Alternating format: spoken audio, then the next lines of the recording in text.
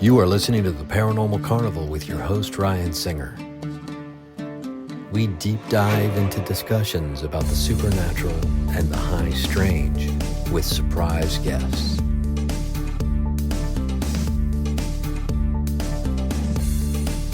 Anything can happen underneath the supernatural Big Tent. I've been pretty fascinated in the last, 48 hours anyway, with altered states, inspiration, unexpected surprises, something just coming from nowhere, right?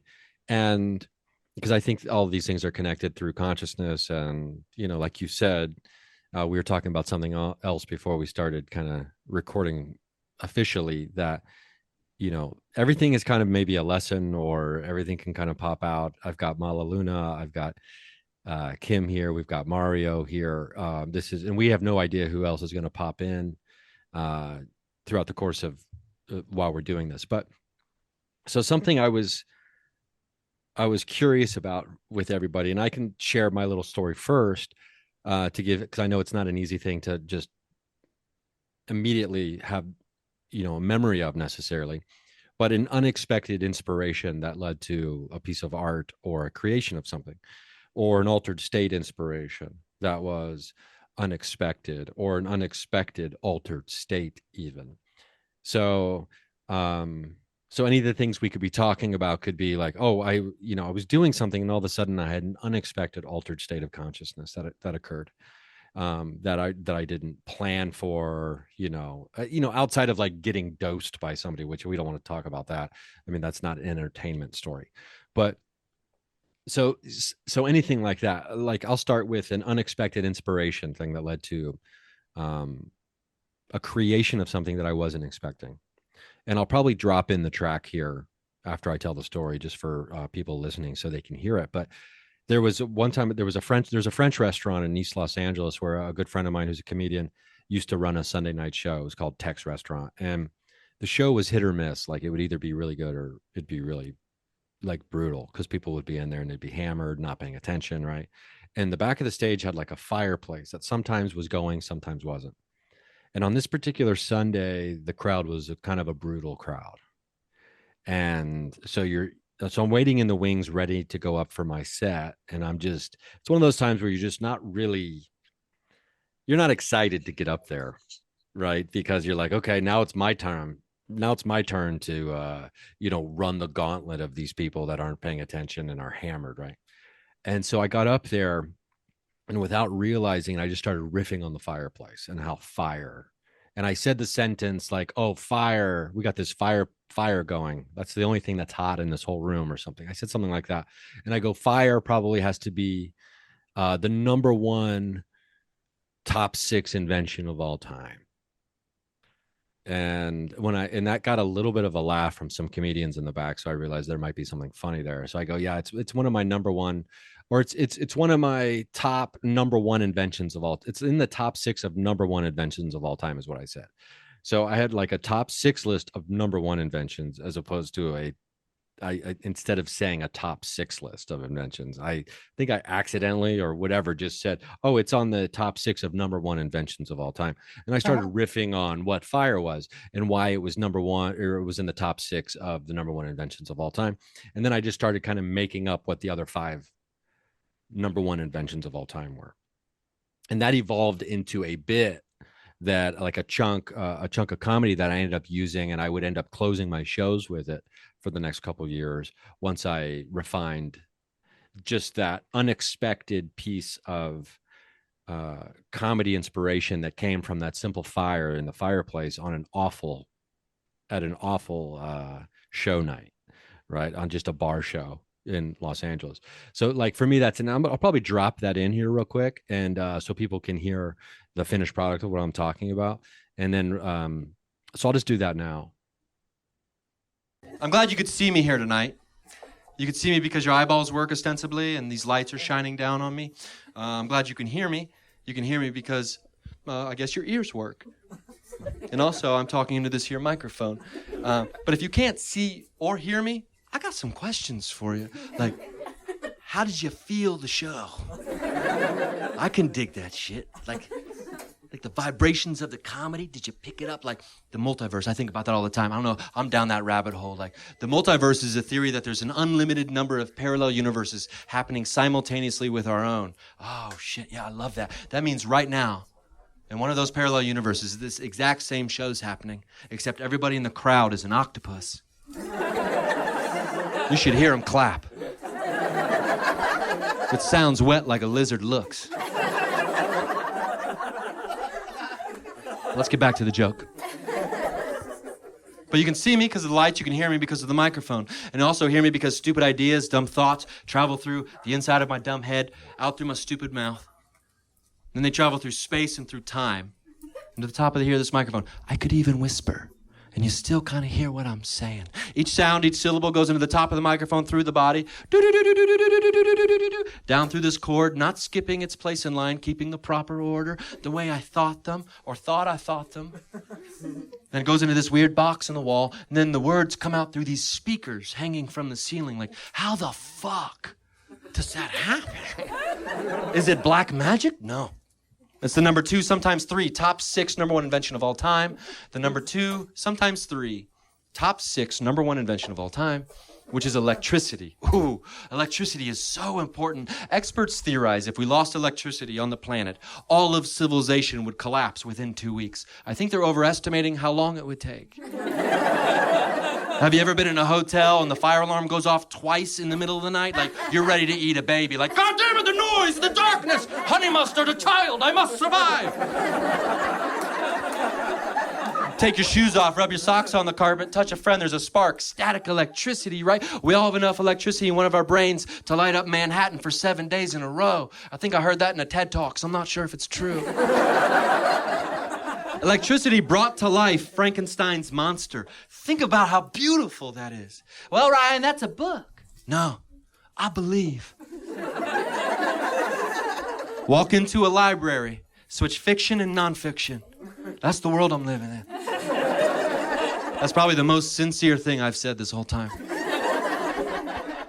So if electricity is so important, why is it not number 1? Well, good question, because number 1's number 1 for a reason, and forever will remain number 1. The number 1, top 6, number 1 invention of all time has got to be fire. Oh, shit. When's the last time you thought about fire? Like, we wouldn't be here in our current forms as human beings if it wasn't for the invention of fire. Fire's not an invention, it's an element. You shut the fuck up, voice in my brain. We invented the ability to harness fire, and so in my book, published Dayton, Ohio, 1976, that's an invention. We started cooking food, made it softer. We could get more nutrients by eating less, and our stomachs changed. Oh, a chain reaction happens inside of our body, and our jaws get a little bit smaller because we don't need bulldozers chomping down. I mean, I love broccoli. You ever try to eat a bag of that shit raw? You'll be there for a week, like, oh, goddamn, that broccoli good, but my jaw hurts. Fuck. Now it's 45 seconds in the microwave. Lemon butter, motherfucker. Fire made that possible, right? And when our big bulldozer jaws got smaller, that left more space in our stupid heads so our brains could grow bigger. Oh, which led to the number 3, sometimes 2. Top 6, number 1 invention of all time, which has got to be language, complex thoughts, stand-up comedy. Sometimes more complex than others. But think about that. Think about the alphabet or ideas. We didn't always have language to communicate with each other. We have invented symbols and signs to convey the most deep emotions and fears and sensations that we experience as animals to one another. Oh my God, it's so amazing. Concepts like justice are an invention. Yet when something's unfair, we feel it in our bones. Oh, love. Ah, oh, what a beautiful word. Lust. That's a good word too. You know there were cavemen millions of years ago wanting to tell the girl they wanted to lick her butthole, but they couldn't express it. Think about how frustrating that must have been.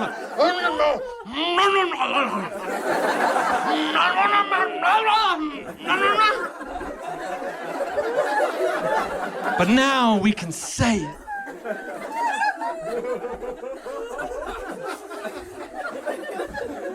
So the next time you're with your lover and you're thinking about maybe doing that, get some fire and light a candle.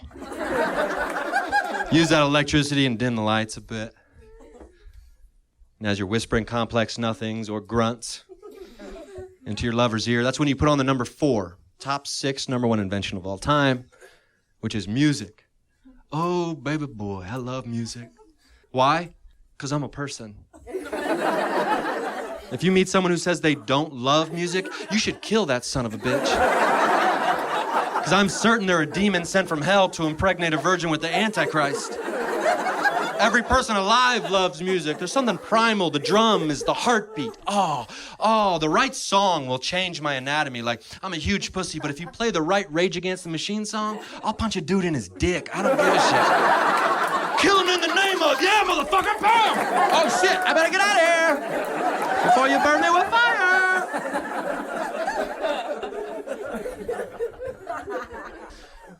The number 5, top 6 number 1 invention of all time. You couldn't have an all-time list without this invention, thus it's on the list. That would be the construct of time. Time is ever present everywhere, as Van Morrison may have said. I love thinking about time. Like, people say, careful, the computer robot machines, they're getting too smart. No, we've already invented something that controls us, and that's time. Like, this watch is a prison bracelet. How much time left on stage? How much time left in my life to live? How much time left in my balls to make a baby? How old are you? Can I have sex with you? And if I do, how much time will I spend in jail? Time is bullshit, dude. Like, when was time invented? Because before time was invented, there was no such thing as time. What does that even mean? I don't know. But I think about it all the time. The number 6, top 6 number 1 invention of all time. This one changes a lot for me. Sometimes it's the domestication of plants and animals. That's a big one. I mean, without that, we wouldn't have a labradoodle. I just love saying the word labradoodle. When you say it, it's like a miniature labradoodle puppy is coming out of your mouth and giving your face a lick. Like, labradoodle, oh, labradoodle, lick. And you get in this, oh, labradoodle, stop it, labradoodle, stop it. It's like you get stuck in this weird labradoodle lick loop. Like, labradoodle, lick, oh, labradoodle, lick. Oh. It's a labradoodle lick loop. But it's not labradoodles tonight. Tonight, the number 6, top 6 number 1 invention of all time has got to be dildos.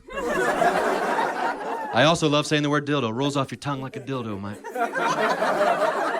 Some people think that answer is sophomoric, childish, immature, other synonyms that mean whatever that means. Because they don't realize that dildos are depicted in the ancient hieroglyphics on Egyptian pyramids. And if you're like me and you believe the aliens built the pyramids, then it becomes likely that maybe aliens brought us dildos too. It would surely explain some of the vibrators you see. With like the rotating head, no human dick has a neck bone. That's some space dick.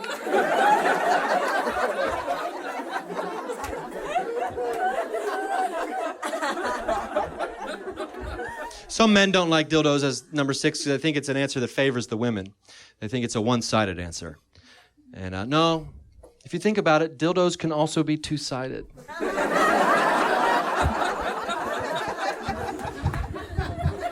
Okay, boom. So we're back. So that was the finished bit. You could hear, and I still have this music blasting. Hold on. So I'm curious if anybody's had enough time to even think about an example where they've either had an unexpected altered state of consciousness that was inspiring to them, or an unexpected inspiration that led to something, or, you know, an altered state of consciousness that led to an inspiration for a creation.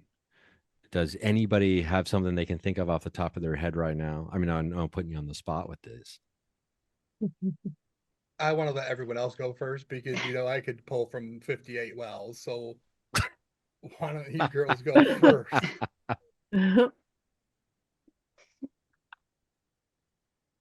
What do you think, Mad? What do you think, Kim? I'm thinking because I feel like I have quite a few examples. Because I also feel like I seek inspiration. Like, in the smallest of things, the experience. Like I try and view the world with curiosity and an open mind. And I feel like that opens me to a lot of inspiration. But one that keeps coming to me, especially with the altered state, I think I might have talked about it a little bit on the last podcast I was on with you, with the whole music, using music as a like a form of divination for the art. That was the first time I had ever done that.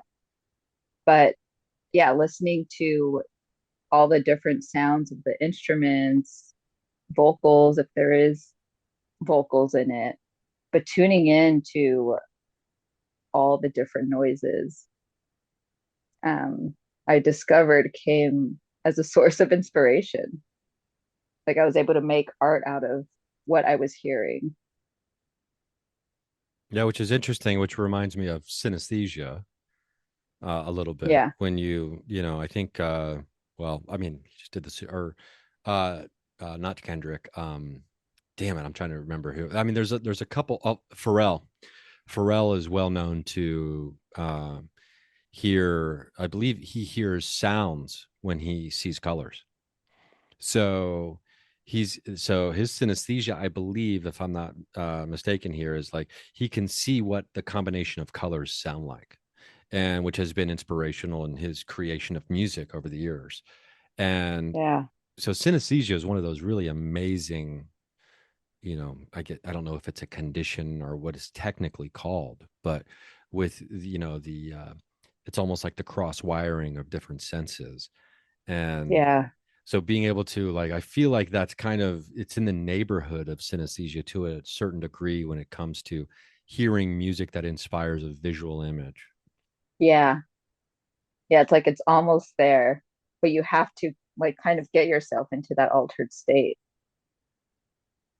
Yeah, for sure. And I had a background image up just a little bit ago, and let me see if I can just bring it up again. I don't know if I would classify it as an inspiration of an altered state, but it's definitely something I saw in an altered state through, I wouldn't call it self-hypnosis, but through meditation is considered to be an altered state as well. And so I was trying to do a remote viewing exercise, and this is the image of a friend of mine's, what I perceive to be astral body, to a certain, what is that weird thing That's a clown What? snake. A clown what snake. the fuck? It's a clown snake, dude. It's a bunch of clown faces. No, that's my Yeti. You see that in the middle, Oh yeah. bro. The So when I Yeti. move? so I don't know whether he's That's the doing this Yeti on- hanging on my wall back there. I don't. It probably is. I don't know if he's doing No, this it's on 100% purpose is. or if I is doing it, dude. Because anyway, No, dude's it's a very it's the mysterious green. man. Oh, look at that! Look at that! It's fucking crazy. It's a clown. I sent it to Oh, you, there bro. it is. Check your phone, bro. I sent it to you. No, Oh my no, that's the God. Yeti that's hanging on my wall. The Yeti. Oh, it came through. I was looking. I thought you were talking about on here. What the? Hold on. No, on Dude, my screen. Hey, what's up with the puppet? Are you thing? seeing that? Are you I seeing am. that? How did Okay. that come through? Oh, dude, It's move because your of head the green again. screen. Because I'm moving my puffy head out. So of the way. okay, dude. What's your puppet's name, bro? I don't remember if I've named that puppet yet. So it's awful funny. Did you notice the coinky dink of you got a puppet around the same time I got a puppet?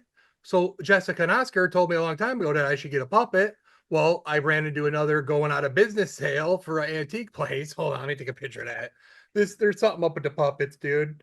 Because I needed a puppet, right? So I go like I do. Well, we ran into a going out of business sale. We go down to the basement of this place. Never been there in my life. I walk in, it's full of different cool stuff. It's mostly women's clothes. There was a changing room full of high-heeled shoes, and this freaking marionette was hanging off of these high-heel shoes. I go, what's up with that puppet?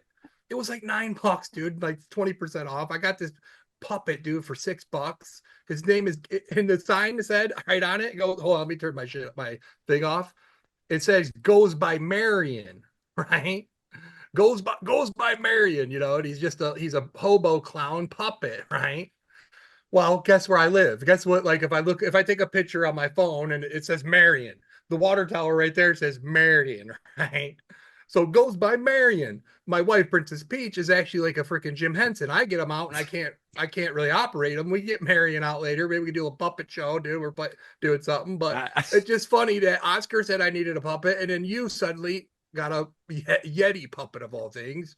So that's awesome. That's Yeah, I from got your that in stepdad's never-ending August. toy stash. When was that? When did you get yours? Because I got mine around August. No, I got mine like not that long before. I don't know. It hasn't been that long, but maybe it was in the summer more around the same time. Yeah, we'll have to look at. I'll have to fact check it. We'll fact check that later. But if The it's the photo same day, oracle.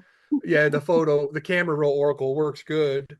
I just thought it was funny because you got a puppet, I got a puppet now. Anyway, Everybody's out of got a nowhere, puppet now. suddenly, apparently, we got to do a fucking Muppet Babies or something, dude, on your shit. So, anyway, Well, the puppet behind me definitely needs a name, and it definitely needs to be utilized. It needs to be brought to life 100%. I'm working up ideas as we speak for the puppet. Maybe on the next carnival we'll have the puppet will so if I could get Princess a Peach to report. do her Jim Hensoning, we got it the same day. She was doing triple axles with it, like she does all kinds of dances. So my wife Princess Peach needs to do the puppeteering. She wasn't down with it today, but next time, or she's got to train me. I got to do puppeteering training. Yeah,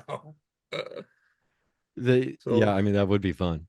Kim, can you think of any kind of unexpected inspiration or unexpected altered state maybe that maybe you went into during a meditation that you weren't expecting that got super trippy or anything like that?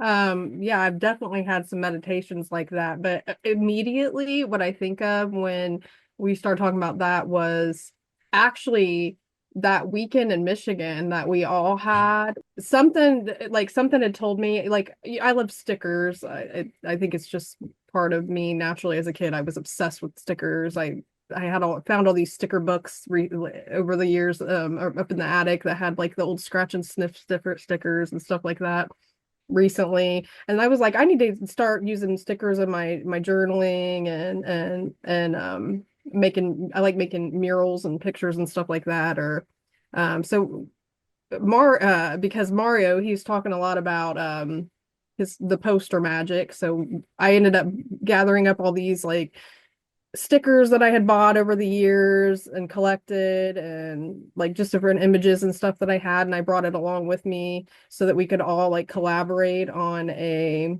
big collage, which I'll have to grab it because it's actually out in the other room. But we all made I have one mine right over here too. I'll grab mine too later. Yeah. And I had like something pretty significant happen the weekend that we had all gotten together in Michigan, where I had a falling out with some ladies that I had done a ceremony with, and it was really me like voicing like things that were against my like ethics and morals, and kind of it came to a head that weekend. And there was parts of the imagery that we made in this collaborative mural that weekend, and I felt like I went into an altered state that evening. I had some crazy things happen when we were around the fire that night. The next day we had some really magical things happen where, synchronicities coming up. We all went and walked on the beach, and we were finding like everything that we had put in this mural. The feathers were very significant to what had happened with the ceremony that weekend, and we had put lots of feathers and things on our mural. We had put a big monarch butterfly on this one, and we were on the beach the next day, and we just kept coming upon monarch butterfly after monarch butterfly. We were finding them preserved in the sand. We were finding feathers everywhere. And hagstones too, right? Yeah, the hagstones. That entire weekend was kind of an altered state, I thought. I don't know. It was interesting. And I've had many times like that since, but yeah, it's did we God, and my memory is blowing me out right now. Did we talk about what happened with you and I at the bonfire on this? I don't think we have. I don't think so. No. Kim has never been on your show yet. Yeah, which doesn't seem real. So we got to introduce Kim to me in Paranormal Universe, because Simon's been on, but Kim has not. Yeah. Yeah, well, that doesn't seem real to me, but it is in fact real. So I'm trying to remember now how it it's all melted into one big like stew. How did we first become friends? Um, I had been getting your podcast sent to me from Nikki, my friend from high school. Like my since yeah, I'd been getting for several years. She had sent me things on your podcast, and I just am bad about like people sending me stuff, and I'm just like, I'll get back to it, and I just never did, you know. And it happened to be Chris or Mar. You had a recent episode with Mario, and he was talking about the cat parade and all these cat things, and Nikki had listened to it, and she sent me that final episode like, you really need to listen to this guy because this is reminding me so much of you. You don't understand. And I still didn't listen to it, but that week I get a call from a friend of mine who owns a crystal shop that I had recently started doing some things with, and she called to say, I'm going to be on a podcast tomorrow with Ryan Singer. And I'm like, who? And yeah, so that's how Yeah, it it's the happened. Nikki connection. And The Nikki. yeah, I can't believe I forgot the Nikki because the Nikki connection hooked up the pod or the eggnog hookup Eggnog, and I and went to get everything. it at Dorothy Lane Market. Yeah, I mean the all-time greatest, best, my first big eggnog breakthrough at Dorothy Lane Market when I was a bag boy there, like 14 years old, working Yep. there, and saw eggnog in July, and it blew my mind. And that's when I realized, oh my God, there are no rules to this world. You can have eggnog in the summer. You can there then anything else is possible. Um, Holy shit! Well, we were sitting around the bonfire, and to be clear, there were altered states happening, but we weren't participating in an altered state, a Mhm. purposeful altered state at this particular time. And Mhm. not that it would discount the experience, even if we were, by the way, in my opinion. But and because the thing about this experience was this was me being on the other side of the coin, in a pretty profound experience that I had years earlier. And do you remember the story? Do you want to tell it? Yeah, I remember we were all sitting around the fire having a discussion, and I I felt it was like tripping. I I was not tripping. I promise yeah, I was fine. I was just watching Ryan, and all of a sudden his face kind of started to melt, and I was seeing an image of this girl that I had been friends with who had just recently passed away within, I think it'd just been 2 or 3 months. And I later come to find out that Ryan actually went to high school with this girl. So she was closer to his age, like you must have been in the same grade, or that you went to all the same high school. Um, I saw her face clearly. Chris's wife said she felt this overwhelming emotion at the same moment that this all occurred.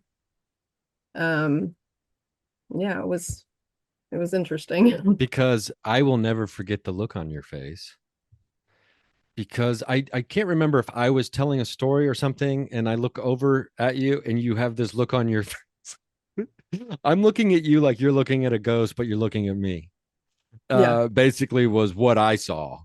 yeah. And I've only had that experience maybe one other time where I'm talking to someone and they saw something behind me, and I knew whatever I was telling in the story at the time was not warranting the face they were making, and in fact they had seen some kind of phenomena behind me.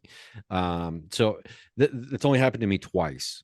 And so but there was no mistaken. I always tell people, sometimes people think, me and some friends will say, I know a friend of mine said, oh, some people think so loudly you can just hear them thinking, right?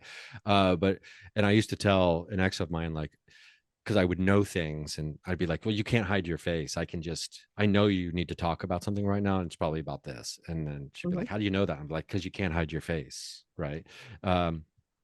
So you could not hide your face in that moment. There was you Yeah. saw something that I recognized was not me. and which was reminiscent to me about the first time, one of my the very first profound paranormal experience I had with what I called morphing and shapeshifting with someone, and where they appeared to be a different person. And so that was the first time I saw what my face may have looked like in that moment. And by the way, you handled it much better than I did. For the record. Have you had any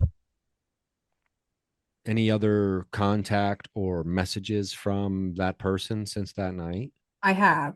Oh, interesting. Yeah, I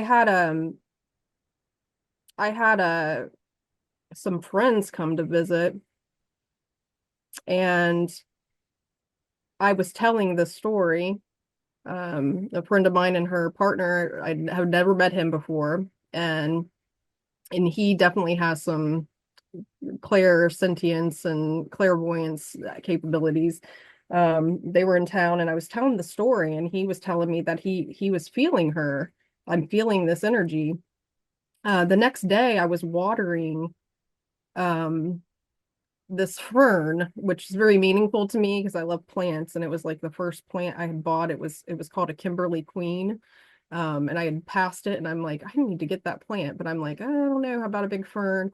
But this fern like sparked my love for plants, and it's caused us to my partner built a greenhouse to save our plants over several winters. It's epic. This It's is on its epic. 4th year, and it's a massive fern.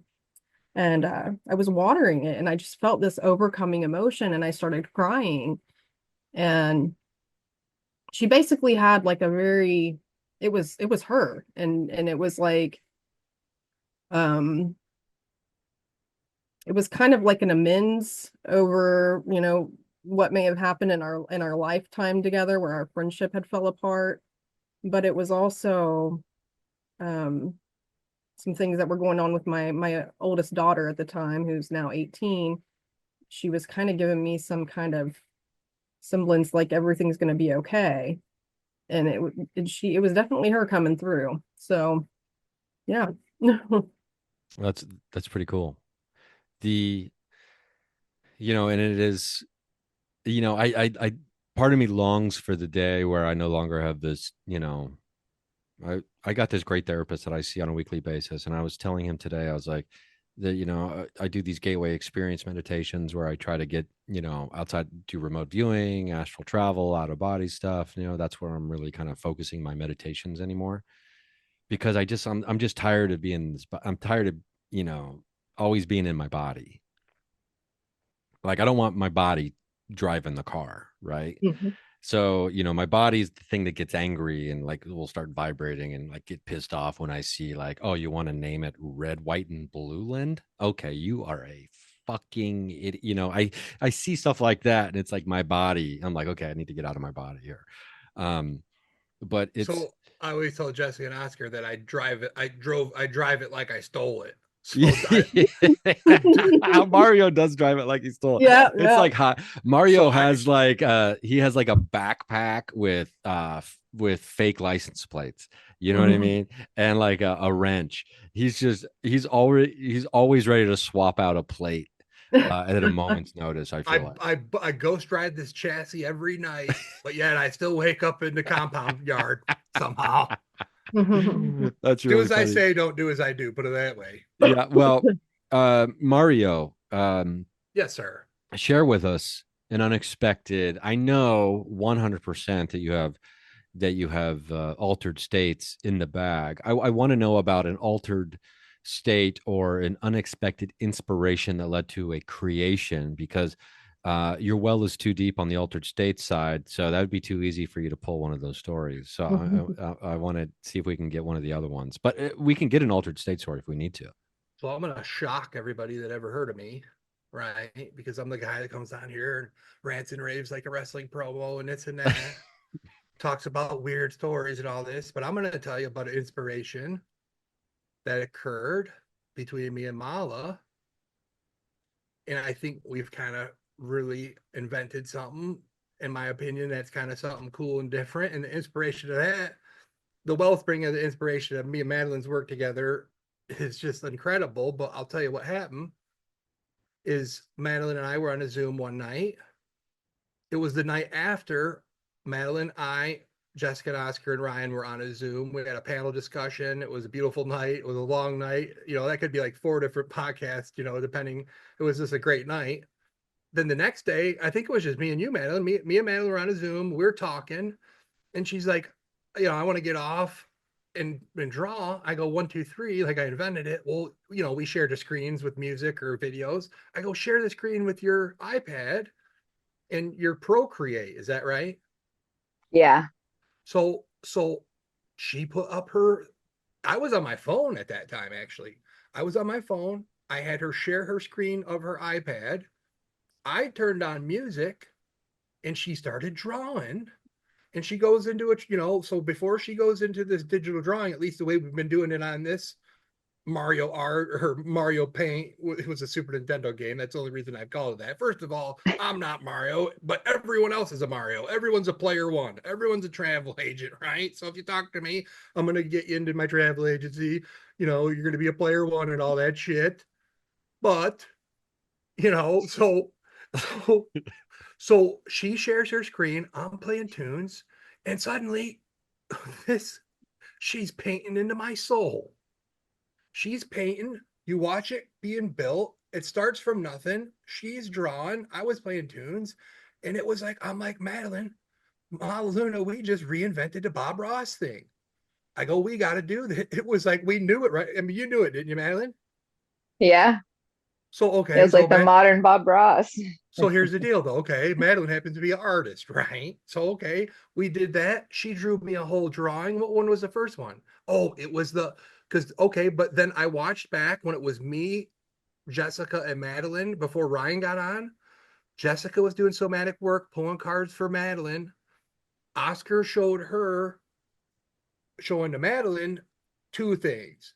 One, she said, your sacral chakra, does it feel like tinfoil or whatever? And this is how it works with Jessica and Oscar. They'll say some shit like that. I don't even know where the fuck my I don't even remember those chakras are. But suddenly it's like, wait a minute. You mean to tell me that weird tinfoil ball in my gut all day? You know about it? Because she does.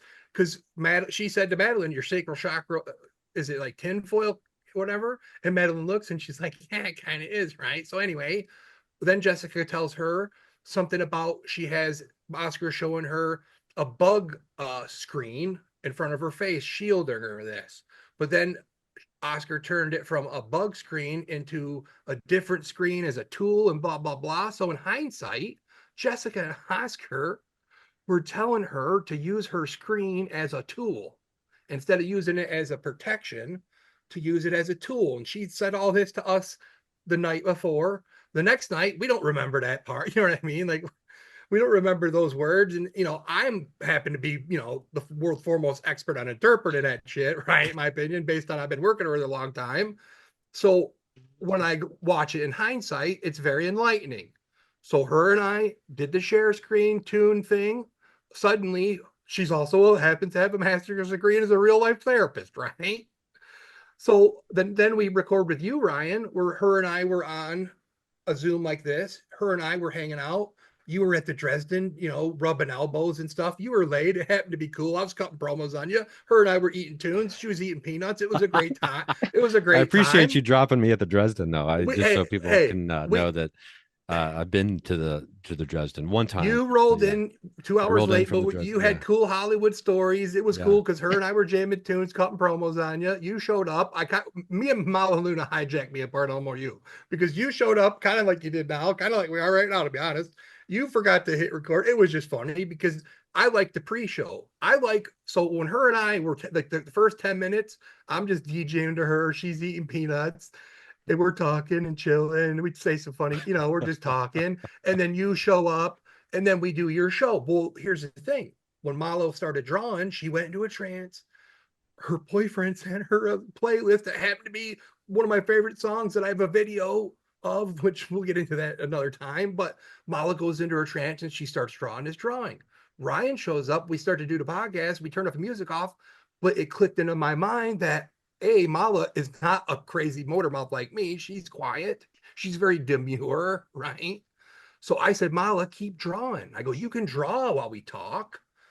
And I said, I'm a voice coach because I talk so much, dude. If you want to get it word and edgewise, you better fucking pipe up, right?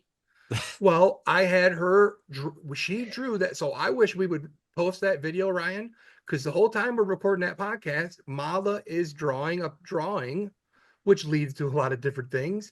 But in my opinion, when Mala is drawing, the converse she did such good. It was her first podcast. I just think the act of her drawing and talking, she can talk fine without it.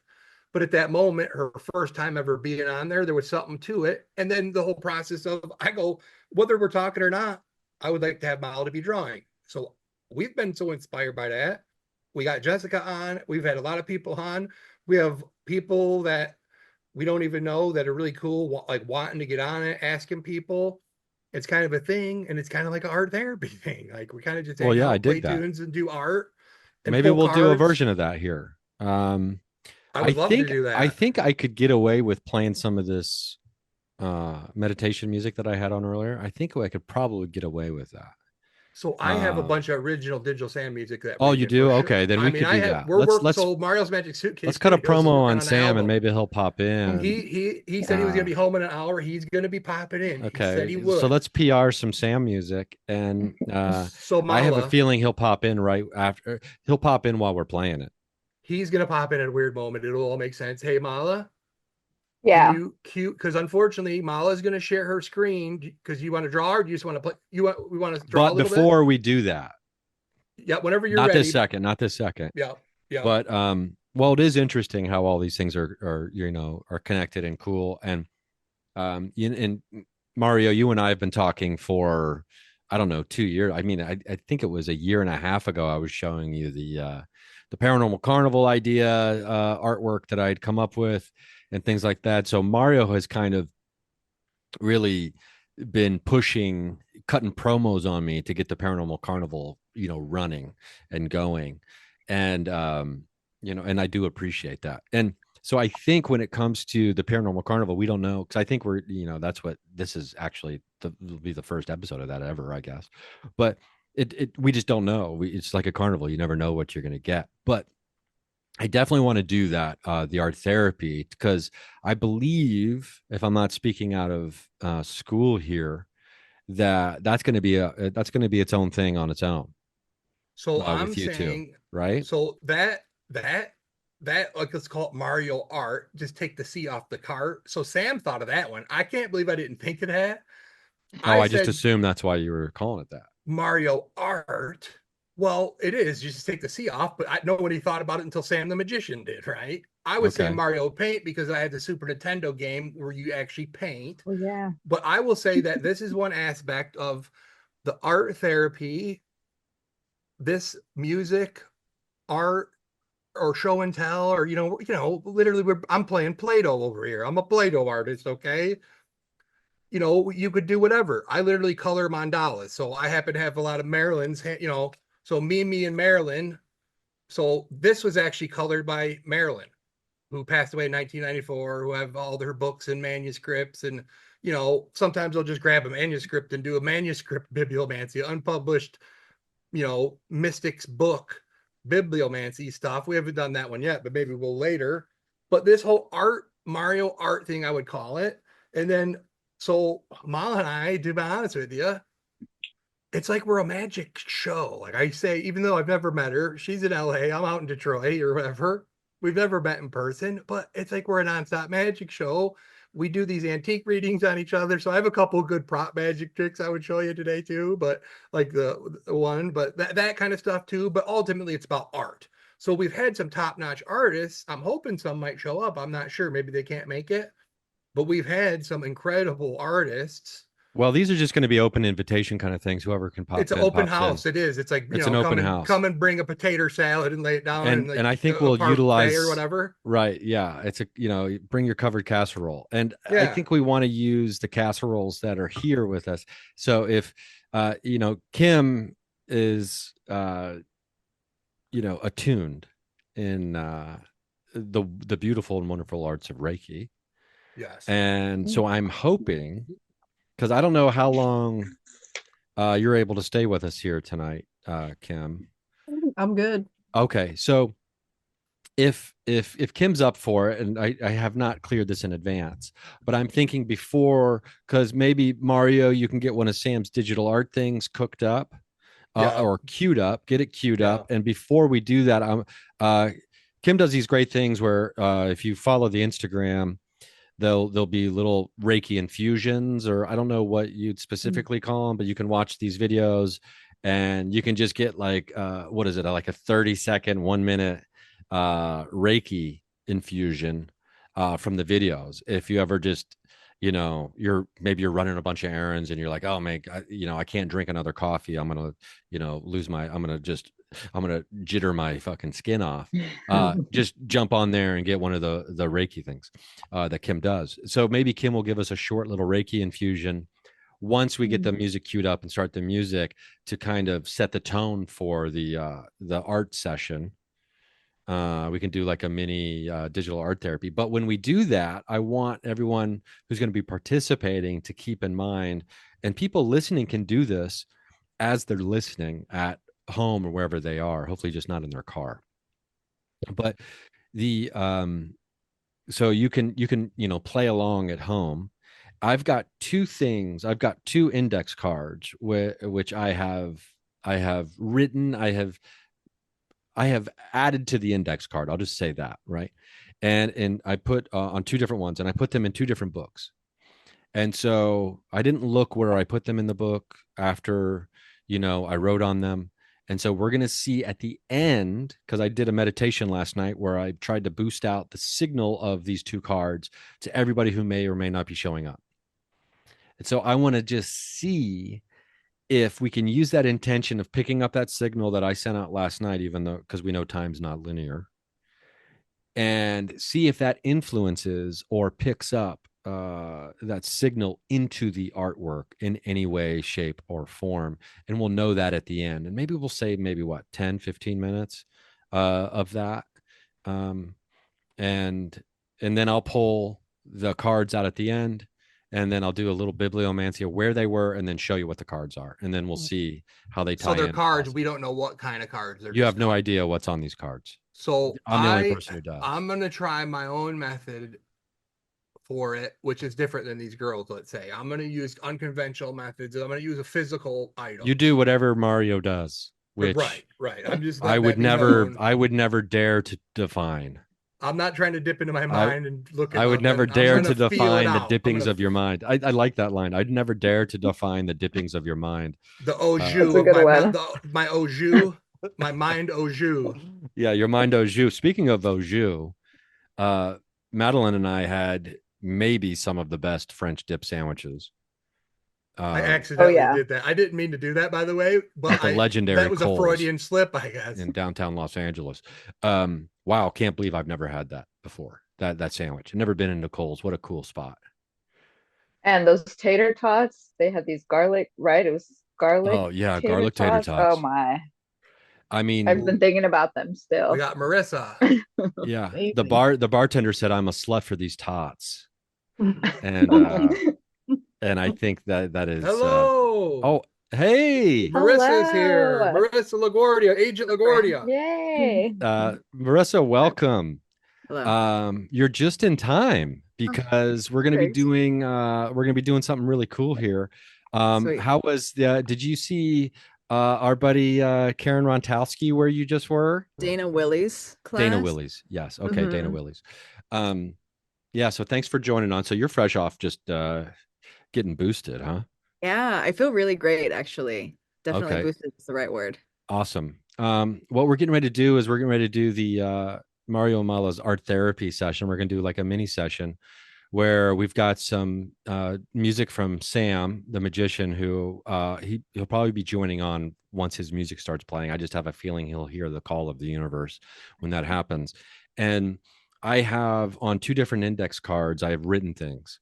And then put them into two different books. And I sent out a signal through a meditation last night with what was on these cards with the intention that they would potentially be tied into, inspire, or somehow be infused into whatever artwork people created during this session tonight.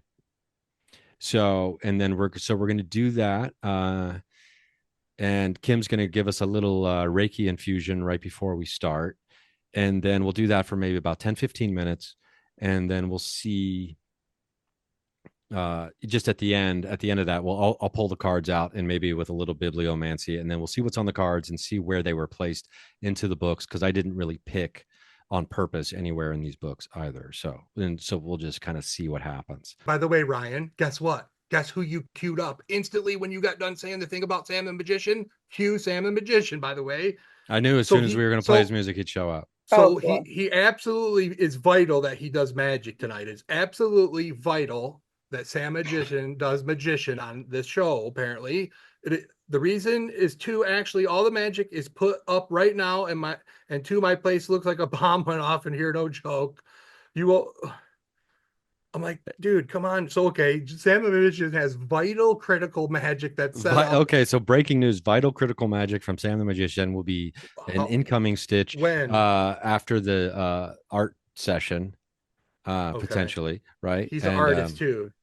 Yeah. So, and I've still yet to meet Sam the Magician, so I'm looking forward to this as well. Friends, I just got some breaking news to add as well. I'm here on the phone with Karen Rontowski, and she's interested in joining. Oh, let's get Karen that hot link. Oh, that's okay. We have Katie Cutt. Katie is coming on. I'm very excited about this. We have, so Jessica and Oscar are such angels to me that Katie, where's she at? She's coming, dude. She's coming. I let her in. Oh, hi. Sorry. Oh, what up, dude? Hey, let me figure out how to use this. Okay, you're good. I'm so happy you're here. I got a big magic trick for her, dude. Hey, Katie, do you want to? Hi, I'm Ryan, by the way. Thanks for jumping on. Just so you know, the recording is going to be the debut episode of a new show called The Paranormal Carnival, is what we're kind of doing here. I mean, so I'm not exactly sure. Do you want to plug your website real quick so people can go see this artwork that Mario was just referencing? Please, yeah, it's pyramidsandrainbows.com. Okay, cool. Pyramidsandrainbows.com. Well, yeah. I mean, so okay, I watched back, and it's me and Kimberly talking before Katie got on, before, you know what I mean? It kind of ends up being an open house. Guess what Kim said she was talking about? It's on the video. You remember you said you got dizzy and you were seeing rainbows and pyramids? Oh, what? Oh, funny. Kimberly, please, do you know what I'm talking about? Oh, I was having lights on the side of my eyes, and it was like a rainbow prism, and I thought I was getting a migraine, and I ended up taking some Excedrin, and I'm like, I've never seen visions, but I had told him, and he was like, that's meaningful. Oh. Yeah. That's bonkers. But this is like, more than 24 hours after the fact, after I'm responding to her. Thank you. I don't know if she works at Dairy Queen or what she is. Apparently she's a Picasso in my favorite city. Her artwork is like amazing. It's very on kind of topic with a lot of the stuff me and Malik got going on, and some of the books I randomly found recently and all this stuff. Right. So honestly, a lot of that work is made while listening to Ryan's podcast. What? Wait, what? Honest. Oh, I don't know anything about you, Katie. Can you tell us a little bit about yourself? I'm a big fan of her art. She just happens to be she's just my friend that I do art with on my speakeasy, but I don't really know anything about her yet. So I started listening to Ryan Singer, I think in 2000. Let's see. You were interviewed on the Psychic Teachers podcast. Oh my God, Deb and Samantha. Yeah, that's how I found you too, Ryan. Oh, Sorry really? Oh, that's so cool. I love them so much. Yeah, that was like one of my gateways to spirituality was them. Me too. They are Me so too. incredible. I mean, I'm like overcome with a sudden emotion right now thinking about them. They're just the best. They're the absolute best. Well, that's really cool. Yeah. And so I started listening to you whenever that was, I think maybe 2017 or something. Holy shit. And since then, I work with Sarah Goff a lot and Jessica a lot. Like they're like my main people I go to for help, honestly. Oh, wow. That's really cool to hear. And, oh God, Sarah. And I mean, yeah. Oof. I was actually going through something the other day, and like this, like I'd written this like book like 5 years ago, and then there was a section about Sarah that I'd forgotten about my soul contract, where she just laid out my soul contract to me the Mm. first time I met her, and it really slapped me in the face because I forgot a detail about it. Oh. I was supposed to build a bridge between the believable and the unbelievable.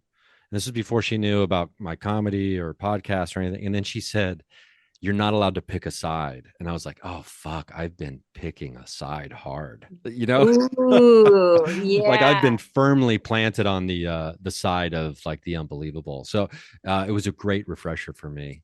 Marissa, so you're also a a psychic teacher listener.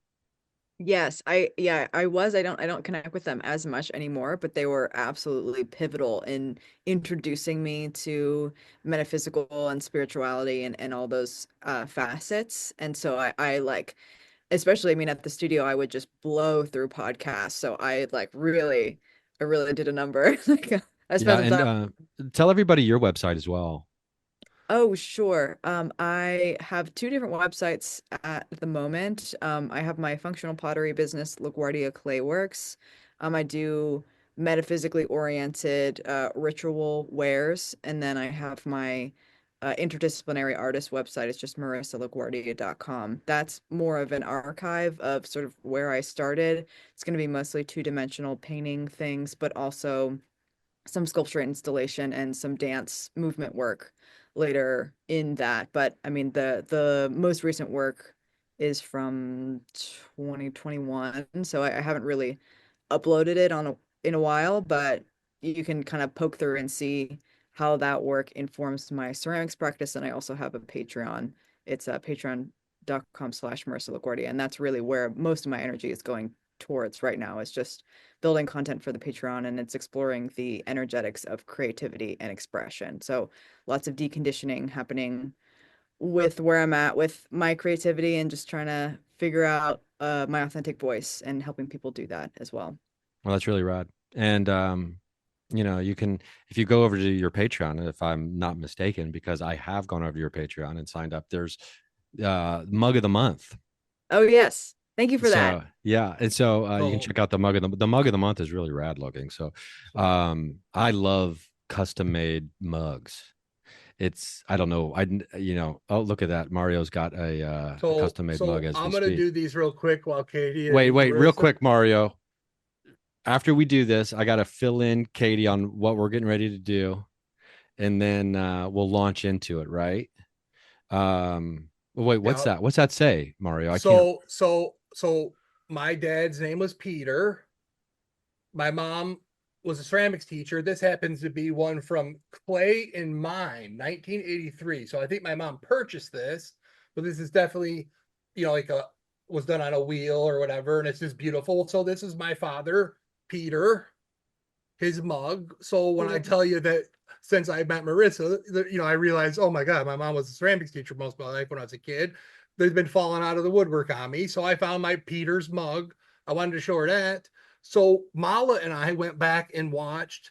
I haven't listened to you on Paranormal Karen's podcast, but I saw you on the Patreon one. You and her were on there in 2023, and Mala and I watched it back. So not only did I come on Karen's thing, and you were in the market for art therapy, right? So I Yes. watched the episode of you talking to Karen, and you guys talk down. You guys, every word you say, like down to Lululemon. Like Karen brings up Lululemon for some reason. Well, Mala and I had a crazy water bottle sink the other day, and it was some Lululemon water bottle. My wife ground scored at her school. Like some kid left it. It was a lost and found, I mean, we need layover, a right? Festi to English dictionary for the people who don't understand everything that Mario is saying. Although I think you probably take the context. Ground score, if I'm not mistaken, is like Wook for found something awesome on the ground randomly, right? Oh, That's So you let me legit scored it. You yours. scored it from Nobody's the ground. around. It's a ground score. It's something on a ground and you fair score it. game. Right? Yeah. That's fair game. It's a solid move. But what Marissa was explaining is that you were lacking something and you felt as if was going to move the blockages in your body out.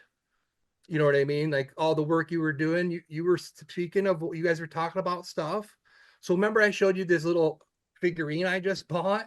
The disembodied. So not only does it look like you, your hair and everything, it's the disembodied. So when I heard it in hindsight, I realized that this figurine I bought for $10, the one, it was exactly what you were talking about, right? And it looks like you, the whole 9 yards. So when I tell you that this is now Agent LaGuardia, but we're going to fix all this stuff. We're doing art therapy, right? So all these gashes. So these are one of a kinds. This odd duck ceramics.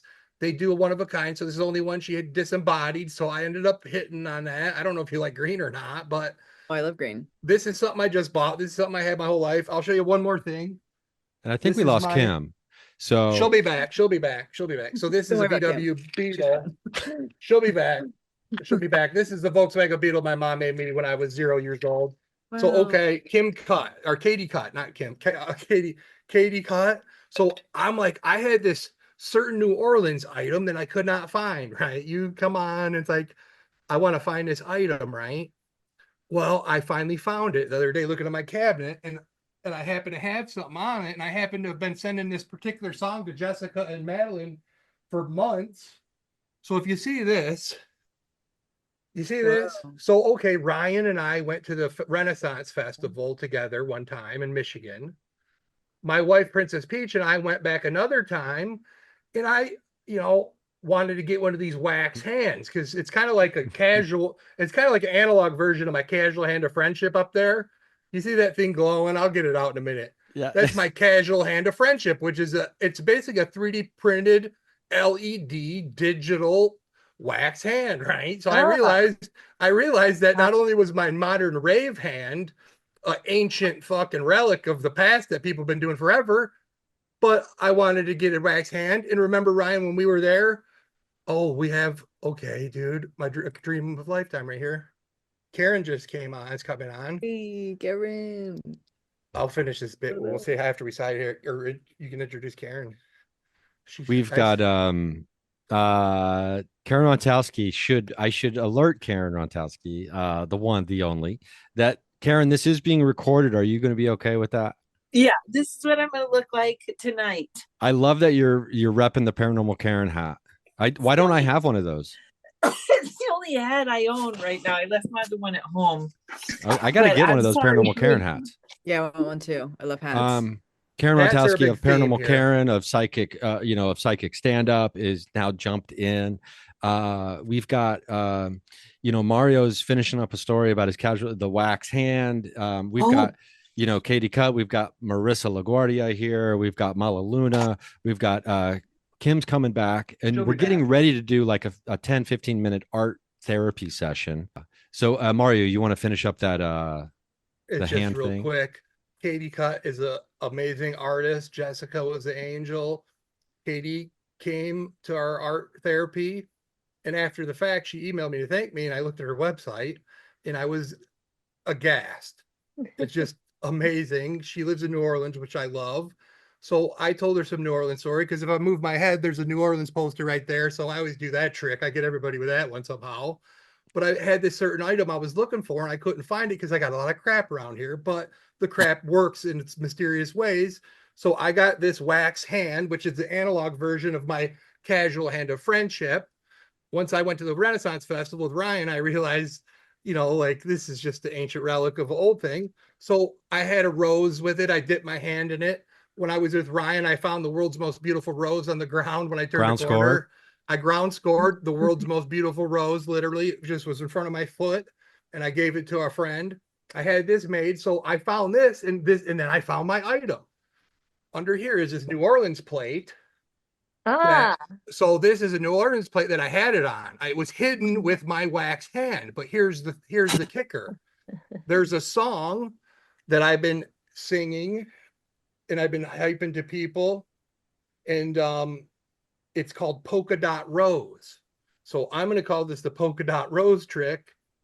It's a Oysterhead song, which is Les Claypool from Primus, Trey Anastasio from Fish, and Stuart Copeland from The Police.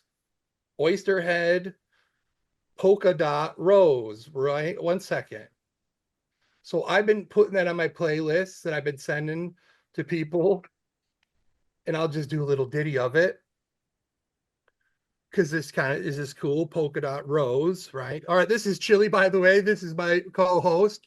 So this is Chili. Chili, say hi to everyone. He loves podcasting, he loves tarot, he loves bibliomancy, he loves stirring up trouble, right? He when it's loves about- online gambling. And okay, so what's the oyster polka dot rose thing? So he always likes to paint with his sunglasses on because acrylics tend to burn in his eyes, and nothing brought him closer to the canvas than the warmth of Eleanor's thighs. He never had much of a devious nature, but he hardly was a modern day saint. If you asked a little boy what he'd be when he grew up, said, I'd rather be a fireman than paint.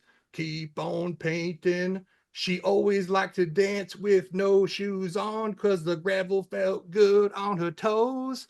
And Mr. Merriweather left his wife and his kids in search of a polka dot rose. They never thought much of this mongrel-esque stature or the scent that could make a buzzard faint. If you asked a little boy what he'd be when he grew up, he'd say, keep on painting, keep on painting. So it's about a painter, dude. It goes on and on. The whole Believe me when I song tell you, basically it's is about a keep painter. on painting. So when I Keep tell on you painting. that Katie Cut is my polka dot rose, that's Okay. the end of the story. Okay. Well, Thank you Thank for. you. it all Thank you ties for that. together. It all ties together. I don't think, know. It just works think- that way. Yeah. So, Mario, get Digital Sam's, or we've got Digital Sam's music queued up because I want to get into that now. Well, and I also encourage everyone else to try and get into a trance, a meditation, whatever it is you want to call it. So essentially what I do once I start playing the music, I close my eyes and just meditate and focus on the music. Try and tune in to every little aspect of sound that you can hear. Based off that, I start drawing visual. Do we ahead, draw sorry. too? I just brought my knitting. Yeah, you can knit whatever it is you want to do. Whatever you want to do. Yeah. You don't Mhm. have to. Like Live chill out, Let's click on jam, that. dude. It's bibliomancy of music. They're all good. Just see how long it is. Just kick it. Oh, this one's kick 11. this. Kick it. Okay. Okay, everybody chill out. I'll shut my big capper. I'm sorry, but this is cool. I have one more question. Should we face the camera to what we're creating? Thank you. Thank Oh, you, yeah, Marissa. yes. I would like to see the art and the people, but ultimately it is about the art and the progression of the art. So whether it's Play-Doh or whether it's pick up sticks with your butt Yeah, I cheeks, mean, don't if it's care. possible, I know on my laptop that would be pretty difficult for me to do. Okay, if you can't do it, then just So without closing my laptop, I would like to. but We'll do if you can make it periodic- happen, I would say go for it. It's just preferred if we can, but if not, maybe give a cameo of the art periodically. So, because it is a performative, ultimately once we all get dialed in to where we want to, it's about the performance of the art. What's Sorry, that? let me ask one question. So it's you listen to the music, you kind of close your eyes and you get visuals and you draw the visuals. Is that the idea? Yeah, that's kind of what I do. Oh. You don't have to do that. That's my method. Oh. And But her so drawings feel predict free, things. yeah. Her drawings predict things. I think one of her drawings happened to predict Katie Cut, because when she got done Jessica, the first time Jessica and Madeline met, Madeline started a painting, and at the end of it, I said it looks I'll like pull it king up. cake. It looked like king I'll cake. pull it up. It's already up. So There I've it had a is. prophecy about New Orleans people. Look at that. So that's king cake, dude. I'm a fat guy. I know king cake when I see one. I don't know what okay? king cake is. It's that, dude. What? Bro. The little baby cake with the baby in it. Is Oh, I that it's didn't a- know. I the didn't know baby what it Jesus. was till I moved here, but it's for New Orleans. It's a traditional cake that they have during Mardi Gras. Oh, okay. It's those colors like on my parasol that my mom delivered not that long ago. Like, right? Oh, I got a parasol that's all those colors up on top of my magic suitcase there. Okay, Oh, so cool. as soon as the music starts, Alright. we'll have Kim do her Reiki She'll blast. be back. She said she'll be Okay. back. She's, Her she computer. is back. She's back. Oh, She's here, okay. baby. Yeah. Okay. I'm Well, I here. just don't- I I'll don't do see some her. Reiki. I just have some crystals. I might Oh, there she is. read some affirmations and things that I had written down that I Okay. thought might be good. Okay. Cool. Yeah. That sounds right. Okay. Awesome. All right. So are we ready? I'll play I the think music. so. I'm gonna mute. Okay.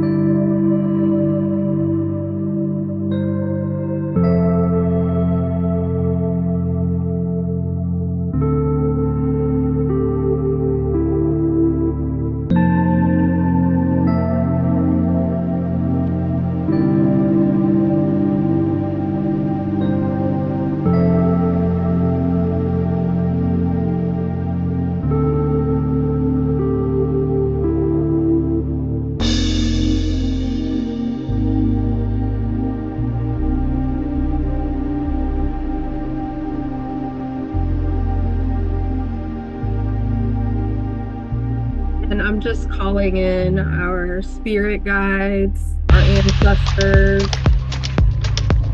our angels, beings of light, our highest self,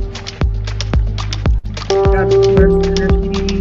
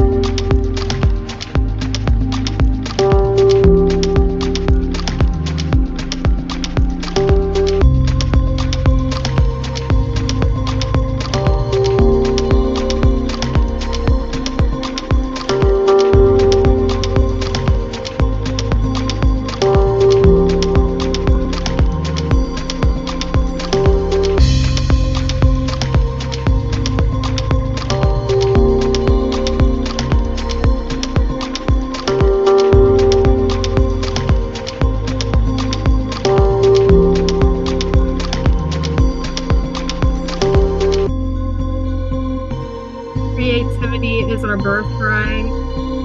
Embrace it. Allow your imagination to guide you fearlessly.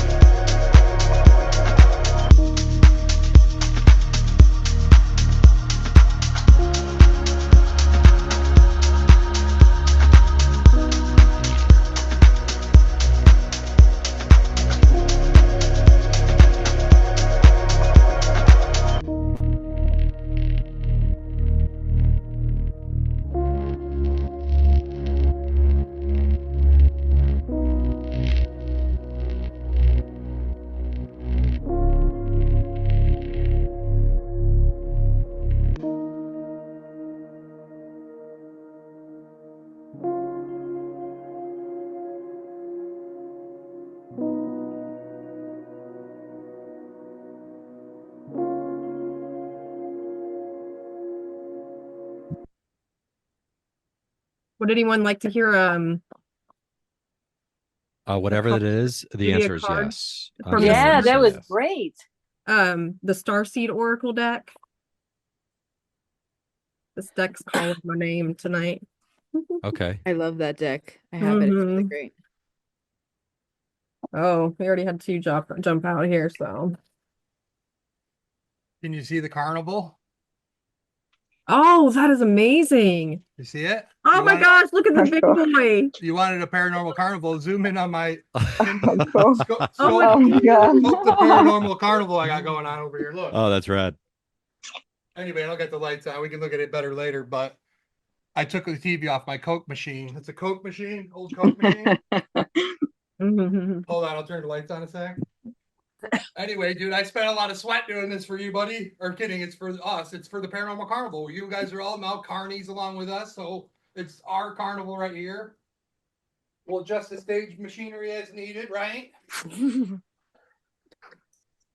I'll give you a Looks little great. tour if you can see it. Can you see it? It's awesome. So I Yeah, got, that's rad. I got a roller coaster. I got a Ferris wheel. So it's under construction right now. So we're building this Paranormal Carnival, right? So you see I got the crane there. I'll send pictures of it, but trust me when I tell you, the Paranormal Carnival construction site is being built right now. We're all carnies, you know, so we're roustabouts. Anyhow, that's the deal. Amazing. That's the That's deal. really Thanks for cool, joining. Mario. Thanks for hopping on the train. Thanks for getting on the bus. Oh, what is that? That was my picture. Whoa, cool. What? That's cool. How'd you I do don't know how to that? turn it off now. Beautiful. That's cool. Beautiful. That's really cool. That's just that's a Procreate, makes it fun, easy. Oh, wow. That's really cool. That's what you use, like, right, Madeline? Yeah. So that's Mhm. kind of what tripped me and Madeline out too, because that's what you guys were talking about. in Okay, so I need to get 2023. Procreate. I was using some other app the other need to day get for it. Yeah. something for my Kindle, but I don't know if Procreate's on the What is Kindle, it? but I don't know if it's on the Kindle. or I mean the Fire tablet. I guess it doesn't matter which direction this is. That Is looks great. Did you just draw that? But I drew this Wow. during the thing, but like I did this thing where I always have this thing where I like to do like zeros and ones and stuff. And so, but I was like, oh, I'll do an Oh. alphabet down the top. That's Oh, cool. that's And I cool. decided Wow. to do the alphabet down the top, and I was like, oh, it'd be great if the I lined up to the H, and it just so happened to. Can you show us what you drew last time you were on? That was really cool. So Those the I lined up hieroglyphics. to the H. I got lucky on Wait, that. I That's want cool. to talk about what you just drew for a second. I have lots of thoughts on it. Hold it back up, Can Ryan. you hold real it back quick. up? Yeah. I want to take a picture of it Yeah. So so I can with ponder it. I love that you established the structure of the binary ones and zeros, and then all of the colorful marks and swirls are going with and against that. And I'm just like really on a structure, no structure kick lately. And I think that's like that's really doing it for me. Did Oh, you start cool. with the yellow? I did.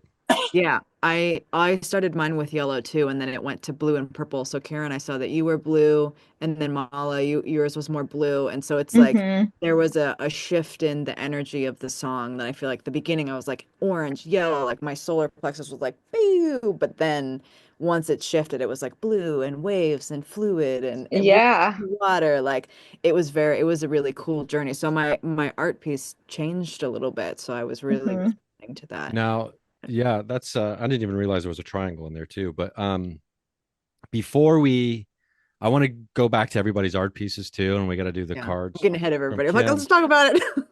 But I'm gonna pull one of the index cards out now, and we're gonna see how they tie in, if at all, to the with the signal that I sent out last night. So the first index card I randomly placed into The Prophet by Khalil Gibran. So I don't remember which. Oh, this is the card. Peace, love, courage. So just a little PLC from the page 23. Let's see if there's any bibliomancy here that ties in. Then an old man, a keeper of an inn, said, "Speak to us of eating and drinking." And he said, "What that you could live on the fragrance of the earth and like an air plant be sustained by the light. But since you must kill to eat and rob the newly born of its mother's milk to quench your thirst, let it then be an act of worship, and let your board stand an altar on which the pure and the innocent of forest and plain are sacrificed for that which is pure, purer, and still more innocent in man. When you kill a beast, say to him in your heart, by the same power that slays you, I too am slain, and I too shall be consumed. For the law that delivered you into my hand shall deliver me into a mightier hand. Your blood and my blood is naught but the sap that feeds the tree of heaven. So I don't know if you've ever read this book, but No, I was just thinking you went with something light. it's a pretty it's very light read. It's like toilet. It's like usually people have that on the back of their toilet. That's on my toilet. Have you been to my house before? Thank you for laughing. That was a joke. And the second one was I put it in the book Extraterrestrial, The First Sign of Intelligent Life Beyond Earth by Avi Loeb, who used to be head of the Harvard astronomy department. This book basically launches from the thing that was floating through space about 4 or 5 years ago now, or 6 years ago now, maybe 7 years ago, that he was like, hey, I think this is an artifact of an ancient advanced civilization. It's not just some random thing that flew by. And so that was just this on the card. It was just a note. And I might have thought, Oh, I wow. might have seen that in my head. okay, so you got that. I had a triangle and a circle that I kept seeing over and over.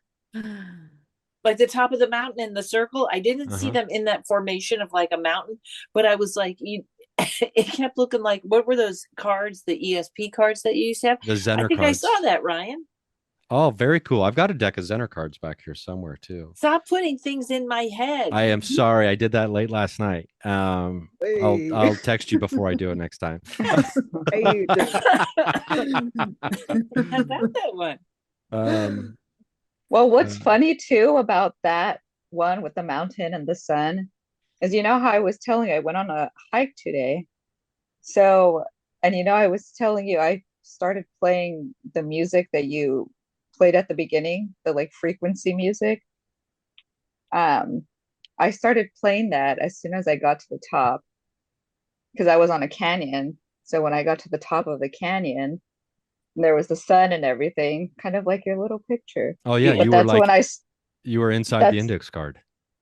So yeah, that's when I started playing that music though, which I thought was interesting because I had kind of gotten the memo to think about what was on your index cards. And so yeah, it was in that moment where I'm like, okay, I'm going to play this music and try and see if I can receive any signals. So that's rad. Let me see if everybody can hear this. This is what we're talking about. We were playing it at the very, very beginning when we first jumped on. Can you hear that or not? I might have to share. Madeline, if that was you playing, that was fantastic. Oh no, that was Digital Sam. Sam is going to be here. He's got magic tricks. He's got hot magic tricks to do. Whoever it was, it's great. It's Brian. Are you pulling up your board? No.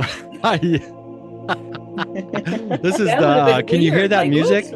Yeah. Can you hear this? Okay, so that's the music we were referencing just now. The frequency tune. Most of those I'll use that for meditation sometimes. So most of the music that we'll be playing on the show is Sam's. He's got so much music in the can. So, him and I are big fans of the band Spangle, right? So he happens to be a Tip Records. He actually does album covers. He's an artist, a digital artist, has for years. He's done 20 different albums for Tip Records. But he's also a musician, right? And he's been teaching me music, which again, I'm like, I know nothing. But he's got so much original music. I'm like, dude, you need to make your own album. So he's now making his own album. We're going to document it on the show. And, it's going to be kind of cool. So, he's been working on it. He's got some videos, but he'll be here soon. So we're pushing him on the show to make an album on the show. Mm-hmm.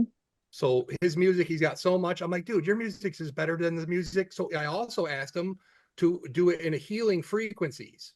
Cool. So everywhere else in the world, what they listen to? Psytrance, the psychedelic trance music, right? It's very world music infused and whatnot. Well, it's a little bit harsh, some of it, but his psytrance it's like sometimes it's talking heads-ish, and then sometimes it's funky, and then and he can make whatever. He makes metal, like Madeline likes his metal. He makes metal, but he does a lot of different, he's a pyrotechnician. He does a lot of interesting stuff. So he's kind of artistic director, let's say. So Karen got I'm not surprised here. I mean, I'm a huge nerd for the telepathy tapes, and I was just listening to that.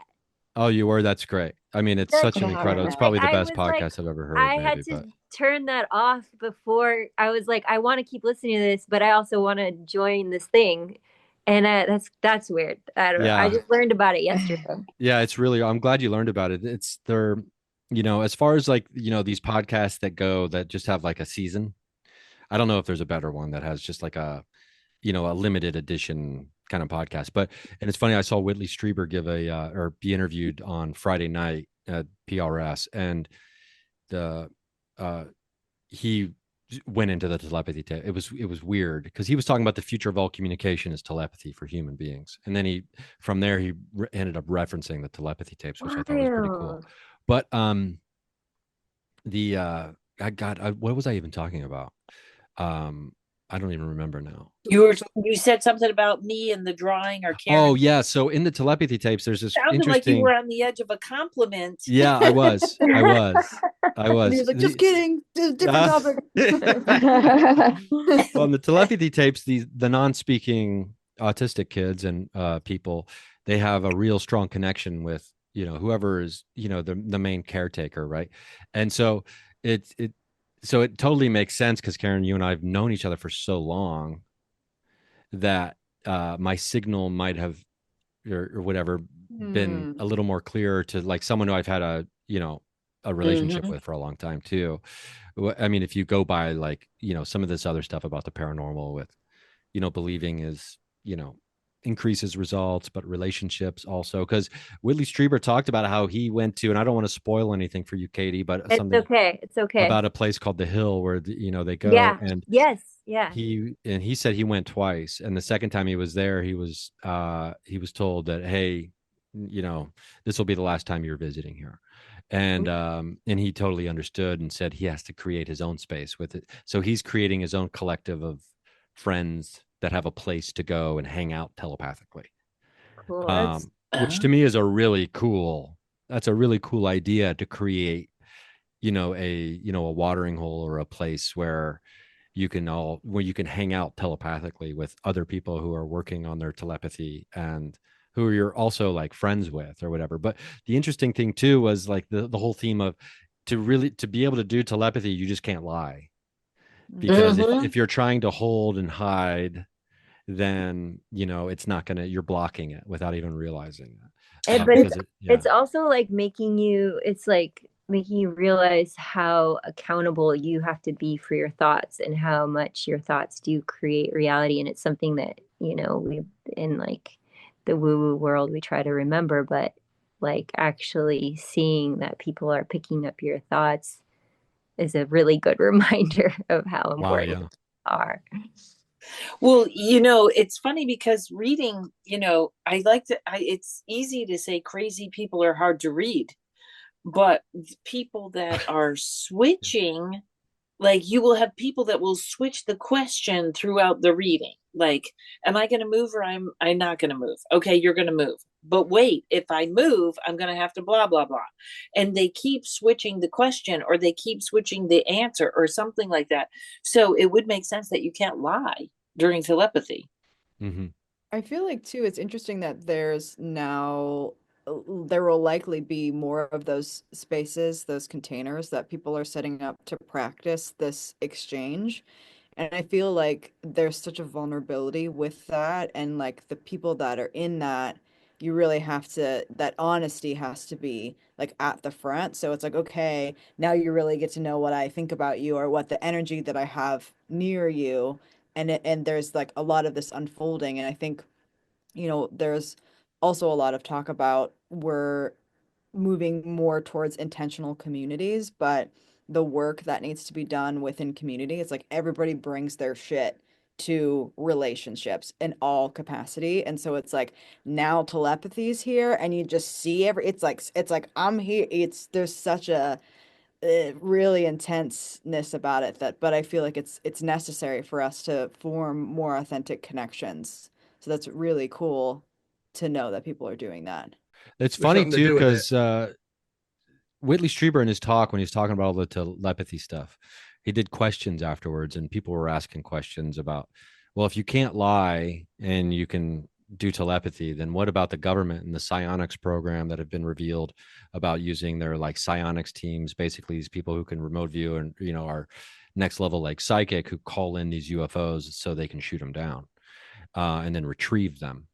And you know, and Stephen Greer talks about this too. It's like the exact opposite of that kind of stuff, right? And that's not necessarily like telepathy, what is being discussed here. But he did say something interesting. He said, as soon as you try to understand or really define any of this stuff, it'll slip out from underneath you. And it'll go to somewhere else. And then you'll scurry, you'll scatter, and you'll rush over to try to pin it down somewhere else. And then it'll just move. The whole floor will move underneath you. And this is a guy who's, I don't know, he's in his 70s now. You know, his experience, I think, happened in the mid 80s. And so he's still, even though he's communicating with the Greys every morning, apparently he wakes up at 3 a.m. every day and does a meditation. You know, Karen, you know the name of that meditation where you slowly but surely become aware of every part of your body, starting with your toes, and then you just move up your body. Do you know what I'm talking? Or what is it called? It's a body scan. Yeah, it's a body scan. That's what I Oh, was okay. So that's what he does. And he said, if you want to put yourself in a state where you can communicate with them, what that body scan meditation does is it illuminates you. And once you're illuminated, now you're a light on, and they or whoever can see that your light is on now. You know, I think when there was a point in my life where I was really just so depressed, and I just decided I'm going to do whatever it takes to not be depressed. And I started meditating an hour a day, just like that. And I had a very rigid meditation that I followed these rules and this, that. And at that point, when I was doing it every day, not only were like messages so clear, but I would wake up out of my body, like on the ceiling, looking down at myself, or I was like, what are those notes? That's my desk. And that was the only time I would see spirits, like they looked like people. Like I would wake up and people would be in my room. I really think that type of meditation just does it. Wow, that's Karen, fascinating. that's interesting that you said that. And you and I just came from Dana's mediumship class. And so it was my first time attending. So she and another participant just kind of worked with us individually in a breakout room. And she had us do a connective meditation where we activated our light body and we extended it out to the point where we were these beacons that were shining. And so we used that light to connect to source so we can practice being integrated with all that is, and but still autonomous in ourselves. So there was like this in between energy that I was experiencing, that I was aware of, okay, I'm here, I'm me, and I have no boundaries right now. I was like totally just particles. And so it seems to be in that space of like boundaried integration where you can access the information. And so, I could feel myself, and she was talking about the importance of being in the body too. So the physical clairsentience, the feeling is really where we as embodied physical beings connect to spirit, because this is our vessel. And so we have to get used to like the sensation of having spirit in our body. And I'm really working on that for sure. And as soon as the mind comes in to say, oh, and during the exercise too, I was like, oh, I see this. And I was like really focused on the details of describing the thing that I was seeing in my mind's eye versus how it was feeling and how it was landing. I feel safe with this energy, or my throat is feeling closed or dry or whatever. Like those are the things that really tap you into connecting versus like in the mind. So that it was a really important distinction in exercise to play around with that. So that's really cool that that's kind of syncing. We were just in that space talking about the same thing as Red. Well, that's really interesting too, because I have had, so with my, I tried to drop down to I'm on a long trip right now. I just drove from New York, stopped in Pennsylvania, did a gig, came to North Carolina. And excuse me. Before I left, I was trying to put all my appointments in or together. And this is why all this in the body stuff is so important. I cut down to 2 readings a day, and there's no way. I've been doing 4 and 5 because people have just had like major emergencies, not crazy, like, can you just fit me in? So as I'm driving here to North Carolina, I get my tire blows out, my tooth chips. This is within an hour of each other. And I have swollen glands, and everything is like throat chakra. And I finally got it the other day. I was like, you know what? I have not separated myself from everybody's gunk. I'm having like all this bad luck because I'm reading for people that are having all this bad luck. And I never did that type of meditation where it's just me, it's just my energy and the body and the spirit. And I think I kind of dragged all that emergency stuff in with me. Oh, wow. The Kim, I think your cards might tie in here. Yeah. I just have the sense that this is the moment where we find out the 2 cards. It was 2 cards, right? Because for whatever, as soon as Karen was done, I was like, oh, I wonder if these cards are going to tie into what just happened and, and everything else that's going on. What do you got? Yeah. So I have cracked open. Chipped tooth. What? Yeah. Okay, so hold on. Keep that up. Hold it up. She's a quick draw McGraw. Hold that card back. Hold this up. Let me see the words. Okay, so we're reinvent. So just so you know, I got to be honest. Kim will tell you when she's ready, but we're reinventing method acting. It's a remix on method acting today. So okay, go ahead. Apparently, there's a lot of dental problems going around. Apparently, I have a dental issue. Just to let you know, Karen, today my front tooth fell out, and so it's basically, I've been working with, I've been called on by Hecate. Let me just say that. And I've got some crazy stuff happening in my life. And today, well, I mean, for the past couple months, I kept hearing dentist everywhere. And I'm just like, oh, I've had a cap on this tooth for years.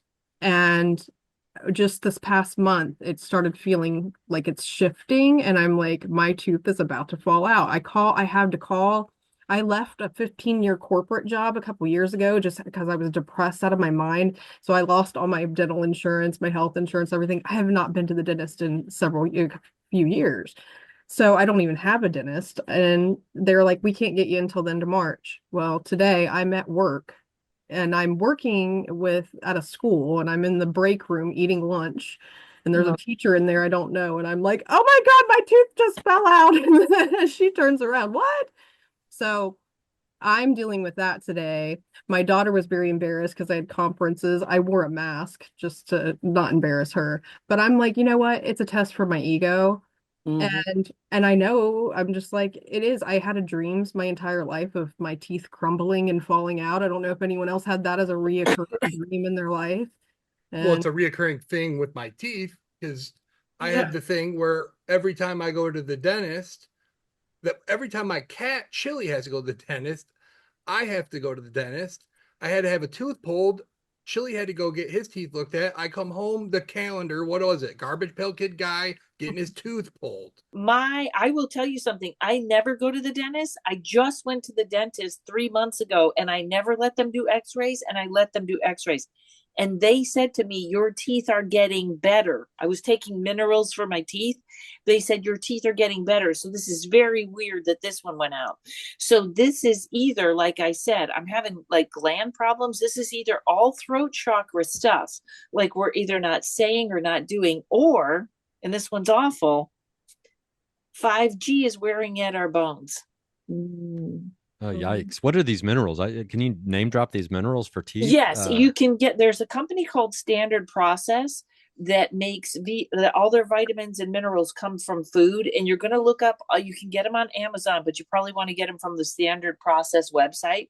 Some things you don't need I have like a special subscription for, but they're called Biodent, BIO thing DENT. I think you can get them on Amazon, and you can't take too many because their vitamins are made from food.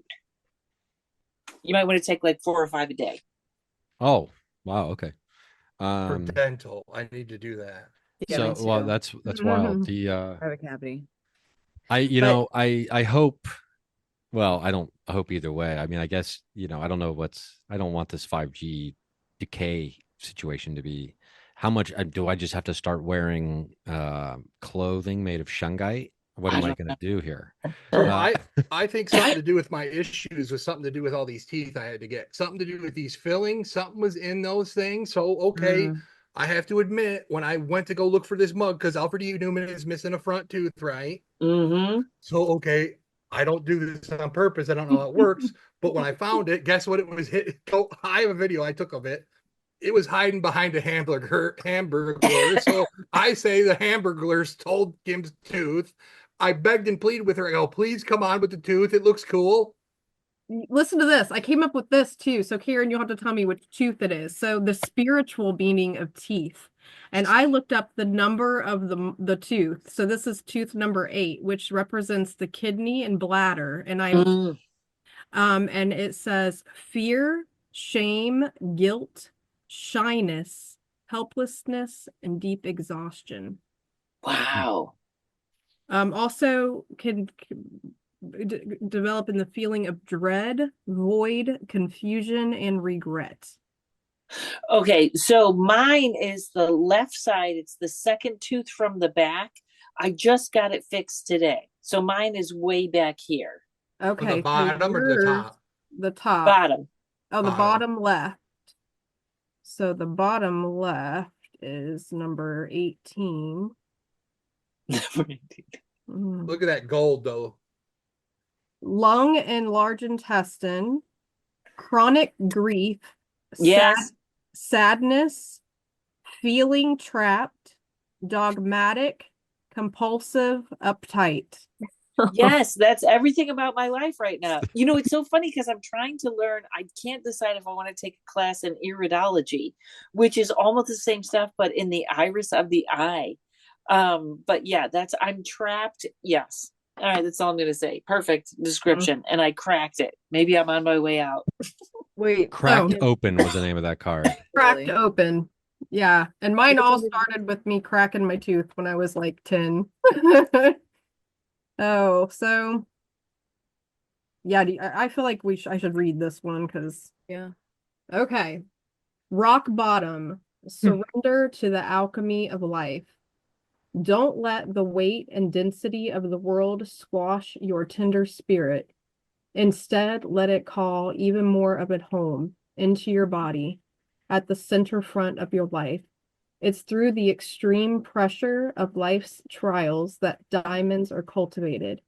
It's when things are at their darkest that we cultivate proper faith and our light is ignited. It's through the crumbling that we can allow our wounds to be alchemized. Let your pain, sorrow, and losses make you, not break you. Let life alchemize your tragedies into gold. Be open to being cracked open, wide open. It's the difficult times that help us grow in leaps and bounds and in ways we could only dream were possible. But first, they have to crack us open. Sometimes it hurts like hell, and it's nature's way. Whether you let it happen or not, it's going to happen. So surrender to the process. It's how the light gets in. When your heart cracks open, a space is created for your soul to more fully enter. When your soul cracks open, a space is created for the grace of the Holy Spirit to enter. Let your trials, your sorrows, your pains, and your losses transform you into more and more of yourself. Stay open to the possibility that your tragedies, your losses, your sorrows, and your hurt happened for you, not to you. Bless the thing that broke you down and cracked you open, because the world needs you open. Surrender to the alchemy of life. That's wild. I just because this is Paranormal Carnival and it's a synchronicity circus here. I have a friend of mine sent me a text message because it's talking about cracked open, being broken open. Those words were just read, I believe. This is the text message I just received. I don't think I'm betraying their trust too much when I read it here. Oh my fucking God, Kundalini broke me open tonight. So just to add to the synchronicity circus that's happening, I figured I would just throw that. I just saw that on my computer just now. That's really Does wild. anybody else here experience feeling Kundalini energy? Like really feeling it? No. Recently, anybody? It looks like Katie had her hand up. I do Kundalini, and I've been trying to get better about practicing it regularly. But I do need it right now because I think I'm kind of I'm having a hard time, like a rock bottom moment, I guess. It's all relative because, I still have a roof over my head. But yeah, I definitely resonated with that card and am clinging to Kundalini for like guidance, and it's always so helpful. Can you share a little bit about, because I'm interested in it, and I still am operating on the assumption that Kundalini is like a spontaneous awakening, but it seems like you can also work with the energy, like you were saying, Katie, as like a support system. So yeah, because I'm just like, I feel it feels really far away and inaccessible. So I'm Oh curious. yeah, I work with this teacher online. Her name is Kia Miller, and she has classes on a app called Yoga Glow. And I think she might have classes on YouTube as well. But I really like her teaching. I've done Kundalini with other people, but I really appreciate her practice. And so when you say it's a practice, is it a movement? Is it a guided, like what is a typical experience? Yeah. So a lot of it is repetitive movement. It's and breath. But she'll kind of guide you through like like a traditional yoga postures to get you grounded, and then you'll move into the Kundalini. Kriyas are what they're called, and so there are a series of poses that help you kind of achieve a different mental or emotional state. Cool. There was the Burbank YMCA back when I lived over in those parts. This was before COVID happened. They had a Tuesday night free Kundalini yoga class. If you were a member of the Y, so I was, so I started doing Kundalini yoga over there. And one time we just danced for 45 minutes, like ecstatic dancing. It was wild, and it was exhausting, but it was like getting you into an altered state. And we started this whole thing talking about kind of like altered states, and like I was asking a question to people like, have they ever had unexpected inspiration that led to a creation of something like art or an altered state that was unexpected? And I think Kundalini, I don't think I did it enough. I think I went to maybe 4 or 5 of the sessions, and I didn't experience like the Kundalini rising. I think, Marissa, which you're kind of referencing, but you could definitely feel, because what is it, Katie? Is it dragon breath or fire breath? What's it called? Breath of fire. Breath of fire, which is a pretty intense. It's a pretty intense thing to do that one specifically too. But it is really fascinating. A good friend of mine is he swears by Kundalini for years. It helped him get sober even. So yeah, I've heard it's really good for addiction. Like if nothing else works, like do Kundalini. Wow, thank you, you guys. That was really helpful. Yeah, I definitely wrote that down, so I'm gonna look into it. And I actually have to run, but I'm so glad I popped Karen, in. so great to see you. Good to see you guys. Thank you, everyone. Everything was great. I hope you'll join us with the art therapy thing. It's kind of spur of the moment, but no, I love it. I hope you'll invite me again. I'll keep you on the mailing list. Yes. So I just want to point out that if you noticed in the invitation, it was get me cracked. Get me out of the bad, mad world. Get me cracked. We're number 2 because we don't try as hard. Always We're a delight to see you. I love you, Karen. Thanks for popping Love in. you, Ryan. Love you guys. Watch your Thank teeth, you. everyone. Yeah, watch your teeth. Brush your teeth, watch your teeth. Kim, let's get into whatever that second card was. Questioning everything, anything unaligned must go. Things aren't always as they seem. This era is one of uncovering myths, truths, so we can remember ancient truths. Everything is in a state of recall and realignment. Anything that isn't in harmony with the planet will not survive. This goes for society and the world as at large, as well as in our own lives. If you pull this card, you're being called to energetically scan your life for things that may no longer be a vibrational match for who you are and how you've grown. It's hard to say V's with one tooth in the front, by the way. To dismantle the systems and ways of being that once served you and others, but no longer do. Some star seeds are here to lift the veil between the seen and unseen worlds, to shine a light on things that are inauthentic or unaligned with the survival and well-being of Earth, to stand for and protect those who do not have a voice, to look deeper and question everything that previous generations did not. Some star seeds cannot tolerate things that aren't congruent. They're here to bring society and humanity back into harmony with the planet and the creator at large. If we tolerate things in our life that aren't aligned with and congruent with it, we add to the misalignment of the planet. You're being called to trust yourself, notice what's out of alignment, and then take the baby steps required to bring it back into harmony. This is no easy feat, but it is so worthwhile, both individually and for the planet.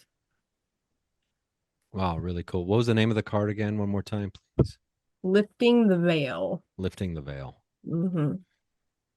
Ryan, that reminds me of what you were sharing about, and forgive me, I'm going to butcher this. When you reconnected to that part that you had forgotten about, maybe like a regression or your soul contract. What was the phrase that you said that you I can't pick a side. Oh, you can't pick a side. There was something about it that was like, oh, connecting the believable and the unbelievable. Yeah, that part. Yeah, or that building a bridge. She's specifically exactly it was building a bridge between the believable and the unbelievable. Yeah. Yeah, so when the card was talking about like the seen and unseen, it was just like kind of like this, and you had the ones and zeros in your art, like this dichotomy, duality that you're oscillating between, and like this ability to sort of toggle in between those different worlds. I think is really vital as we navigate, what feels true and what is misaligned. Yeah, and I think for me, it's really important to have conversations like these and to connect with other people who are of a similar mindset and have an openness to even discussing these things, to be able to keep our footing as we try to traverse this ever shifting landscape. I almost feel like we're walking on the back of a giant serpent that's made out of beanbag, right?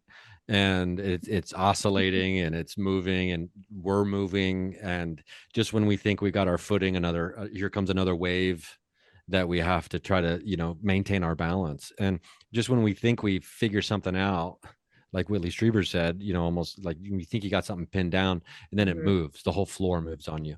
And just trying to even understand that, but hearing other people's perspectives of similar experiences, I think it really helps me synthesize it or integrate it into the new paradigm, which I think we've all got our own little mini paradigm shifts, as a large paradigm shift is occurring in the world, especially right now. But with the disclosure of interdimensional fucking beings being disclosed, from like authority sources, on top of it being different than aliens or ETs.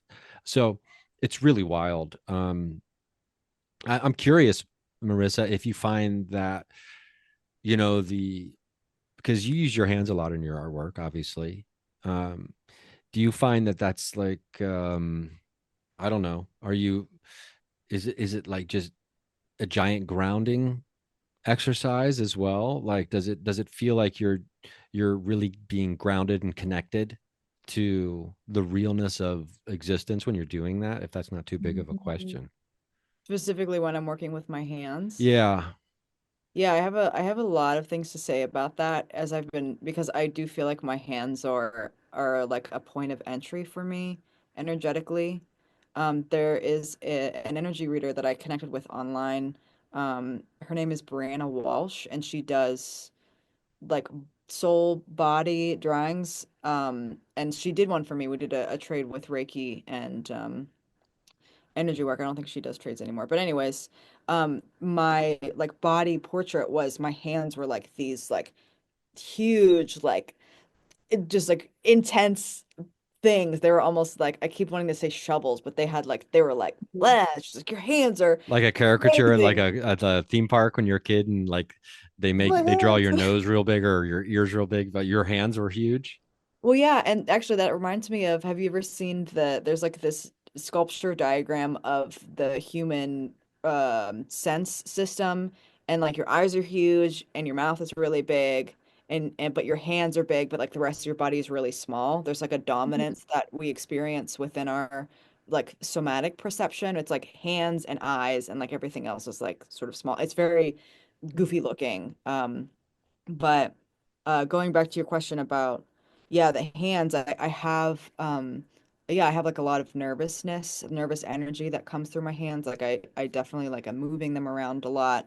Now I'm developing the language is probably I'm stimming, but I've done it my whole life, just like kind of moving my hands. So it's helpful for me to have something to play around with. But there's also chakra points in the palms of your hands. And once I started doing Reiki, my hands were like the first thing that came on when I felt the energy. My hands just like lit up. And I have a friend who's a massage therapist, and she's also a Reiki practitioner. So she'll do Reiki periodically when she gives me massages, and I can always tell when she turned on the Reiki because my hands start like tingling like crazy. So they are this entry point, but I feel like because they're so dominant with how I perceive the world physically and energetically, that it like they get clogged or something. It's like there's too much of an emphasis on it, so I have to consider other parts of my body and my awareness as a response system. But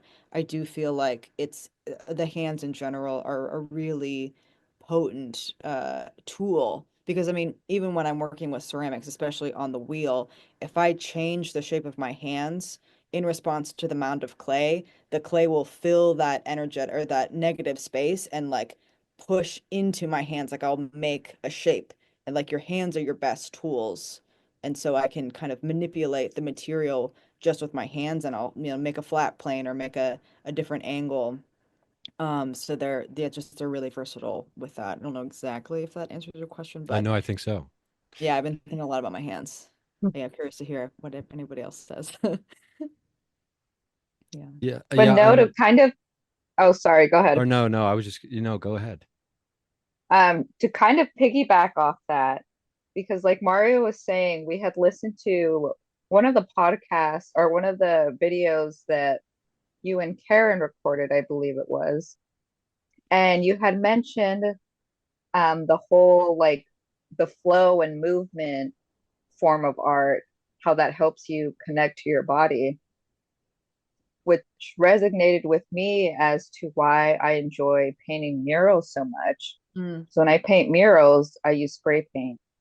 mm, And when you're painting a mural, it's like a complete experience because you're using your whole body because it's a huge wall. So you're literally having to like move as you paint your whole body. It's not just your hands, but the movement, different movements of your body help you, make different shapes or different techniques or whatever.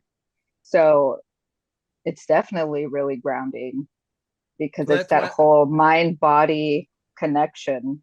I think we have a pretty great episode of yeah, the very first Paranormal Carnival. I think so too. Um, hold on a minute. You hold on, have a drink, talk amongst yourselves. We'll be at the mystery school. Let me consult Sam the magician.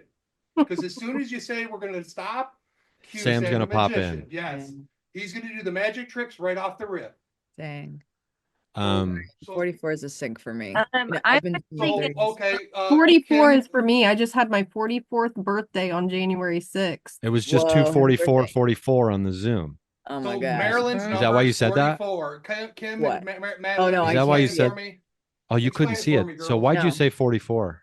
Because To you said Marilyn? it's 2 hours and 44 minutes. That's how long the Oh, okay. podcast And then as has soon as you said that, it was 244 44 on the been. Zoom calendar or the Zoom clock. 44. That's Kim, wild. Marilyn. Hi, Katie. Right, Kate? Oh, Oh, Katie's done. leaving? Katie. Okay. Oh, bye, Katie. Katie. I didn't hear her saying goodbye. She does Irish goodbyes. I'm sorry. So Sam, what's up, Sam the man? magician. How's it this going? is Ryan. Ryan, Hey, good this to is meet you, Sam. bro. I mean, it's been too. we should. I can't believe we haven't met sooner, but it's good to digitally meet you, man. Yeah, I've heard quite a lot about you. Yeah, likewise. And your shit is so rad. I guess that's how I compliment people now. Your shit is so rad. I said, but yeah, so cool to meet you.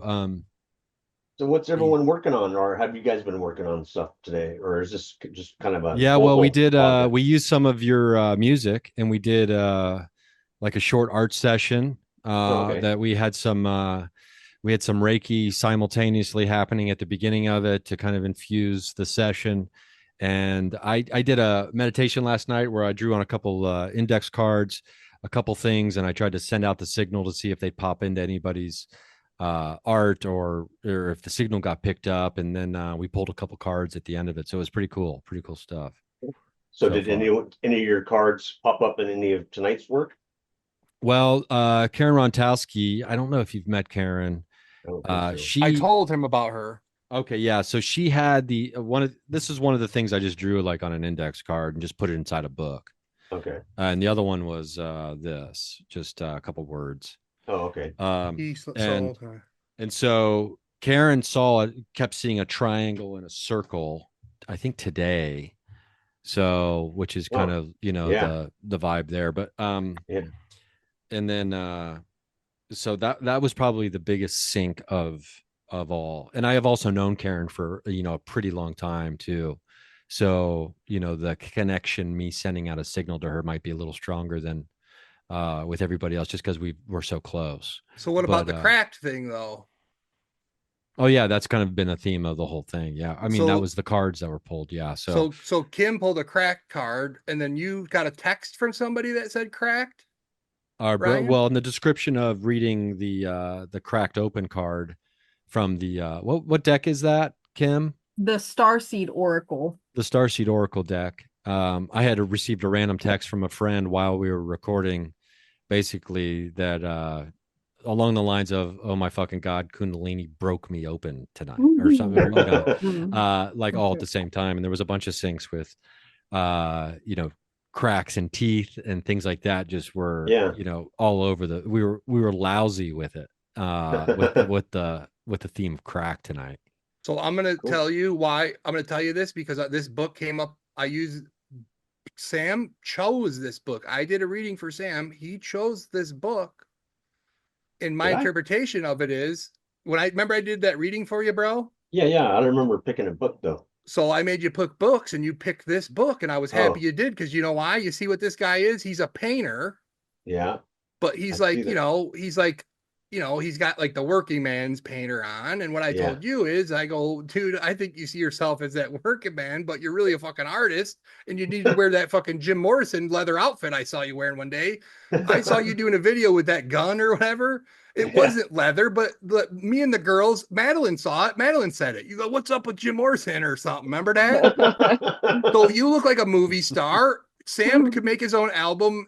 We're fans of Spangle, but he's his own Spangle. Sam needs to, so I told him this book represents that artist cracking the mirror and becoming the one with the, the Lizard King. So share your screen and show us some Lizard King shit, dude. What have you been working on? Show us some art real quick. Because, he's got magic on his computer. Which is even cooler than the card tricks, to be honest, depending. So show us some good stuff real quick. So I like share sound physical, and Share your screen. Okay. Yeah, since you're on your computer and you said you. What's easiest for me to grab would be physical objects. Okay, go ahead. Yeah, okay. do that then. Do that then. Okay, cool. Okay, give me a second. That's just as good as the magic. He said he couldn't do the magic because of other stuff he had. So who knows what he's making? He must have some. It's like his apartment. His whole thing's a art factory. Sam, will you share your screen and blow our melons real quick with something that you got going? Okay, so Tonight is melon night. I say melon a lot. It means Melons brain. are great. It Love means 'em. brain. I pour a lot of resin stuff with different types of resins. I use epoxy, classic epoxy and polyester resin very seldomly, but polyurethane resin I've been playing with a lot more recently, and that's a resin that cures. I mean, most resins take hours and hours and hours to cure, and the polyurethane takes about a minute and a half. Oh, wow. So you have very short working time, but you can use it for some great effects. And so what I've done recently is I have this mold. This is a silicone mold that I made, and I pour a small amount of polyurethane resin inside of the mold, and as it's curing in that minute and a half, I'm spinning the mold like this so that it evenly coats, or as evenly as possible, coats the inside of the mold, and anything left over I'll dump out real quick. Usually by the time I'm dumping it out, it's already solidifying, so it's like, oozing out like slime almost. But anyways, after I do that, then I just pour epoxy resin in like black, for instance, and so this is the effect that it creates now. Oh wow! Ooh, that's cool. So Are those skulls? Oh wow, yeah. Yeah, it's an ashtray and it's made of skulls, but it gives the skeletons, it makes them look like skeletons. If I wouldn't have done the white wouldn't be there, in other words. So it would just be jet black if I just normally filled this like a regular mold, or like people typically would. So another example would be And wait, hey Sam, real quick, can you show the inside of it again? Hey, turn that background off, Sam. The inside it's hard to see the art with those on. And your slot machines are cool anyway, dude. We can just see the art better without that mushroom. How do I do that? No, just go to video, click the caret, and hit background effects, and then none. Got it. Yeah, there we go. There we go. We can see you better now. We can see the art better.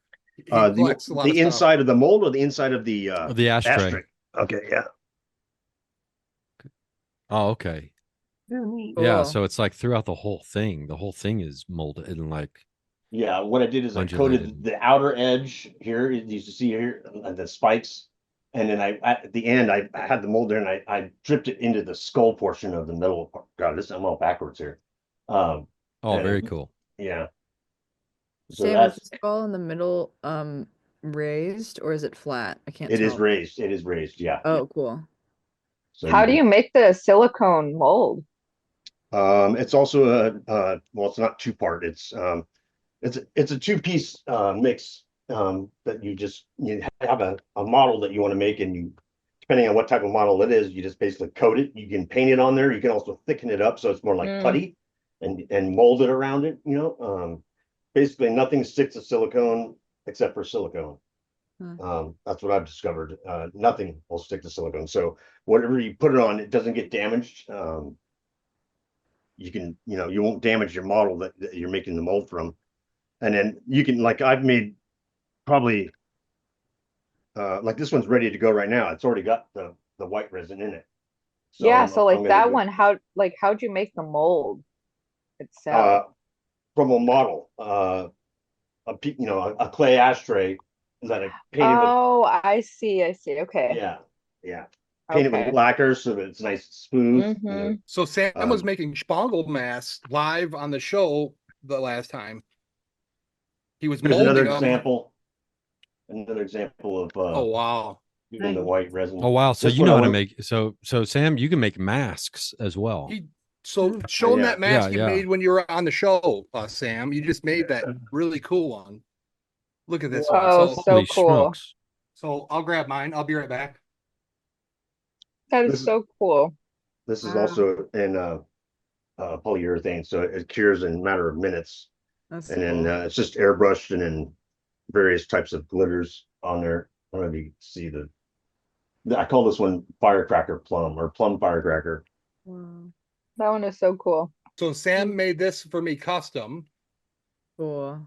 So look at that. Totally and utterly spangled 3/3/2021. Wow. Rad. So when he would sell stuff sometimes. I've been on him to sell more stuff because he gives shit away. The guy is so generous. You know what? Oh, God, I just got this great idea. I'd love But people I want to could buy his commission- art. Yeah, I commission you right now to make a paranormal comedy and tragedy mask. Oh, Do you have to, something I can reference from? Well, let me Or work just- on it and send you some references. Okay. Because I think that could be really cool to have like a paranormal comedy tragedy, which I've never, we've all seen the comedy tragedy mask, Yeah. but like to have a paranormal twist on it, I think would be really rad. I'll show you, Sam. I use that emoji all the time. I love it. It's like, right. Fuck, So it could just be aliens. It could just Okay. be alien heads. Right. Right. I'll work on something Okay. and get it your way, because that would also be a cool fucking t-shirt. I also just want to show you these real fast. Also been making a series of resin shot glasses. Wow, Various, what? various Look at that. colors, and then the most recent one here. Let me see this one up close or not. cool.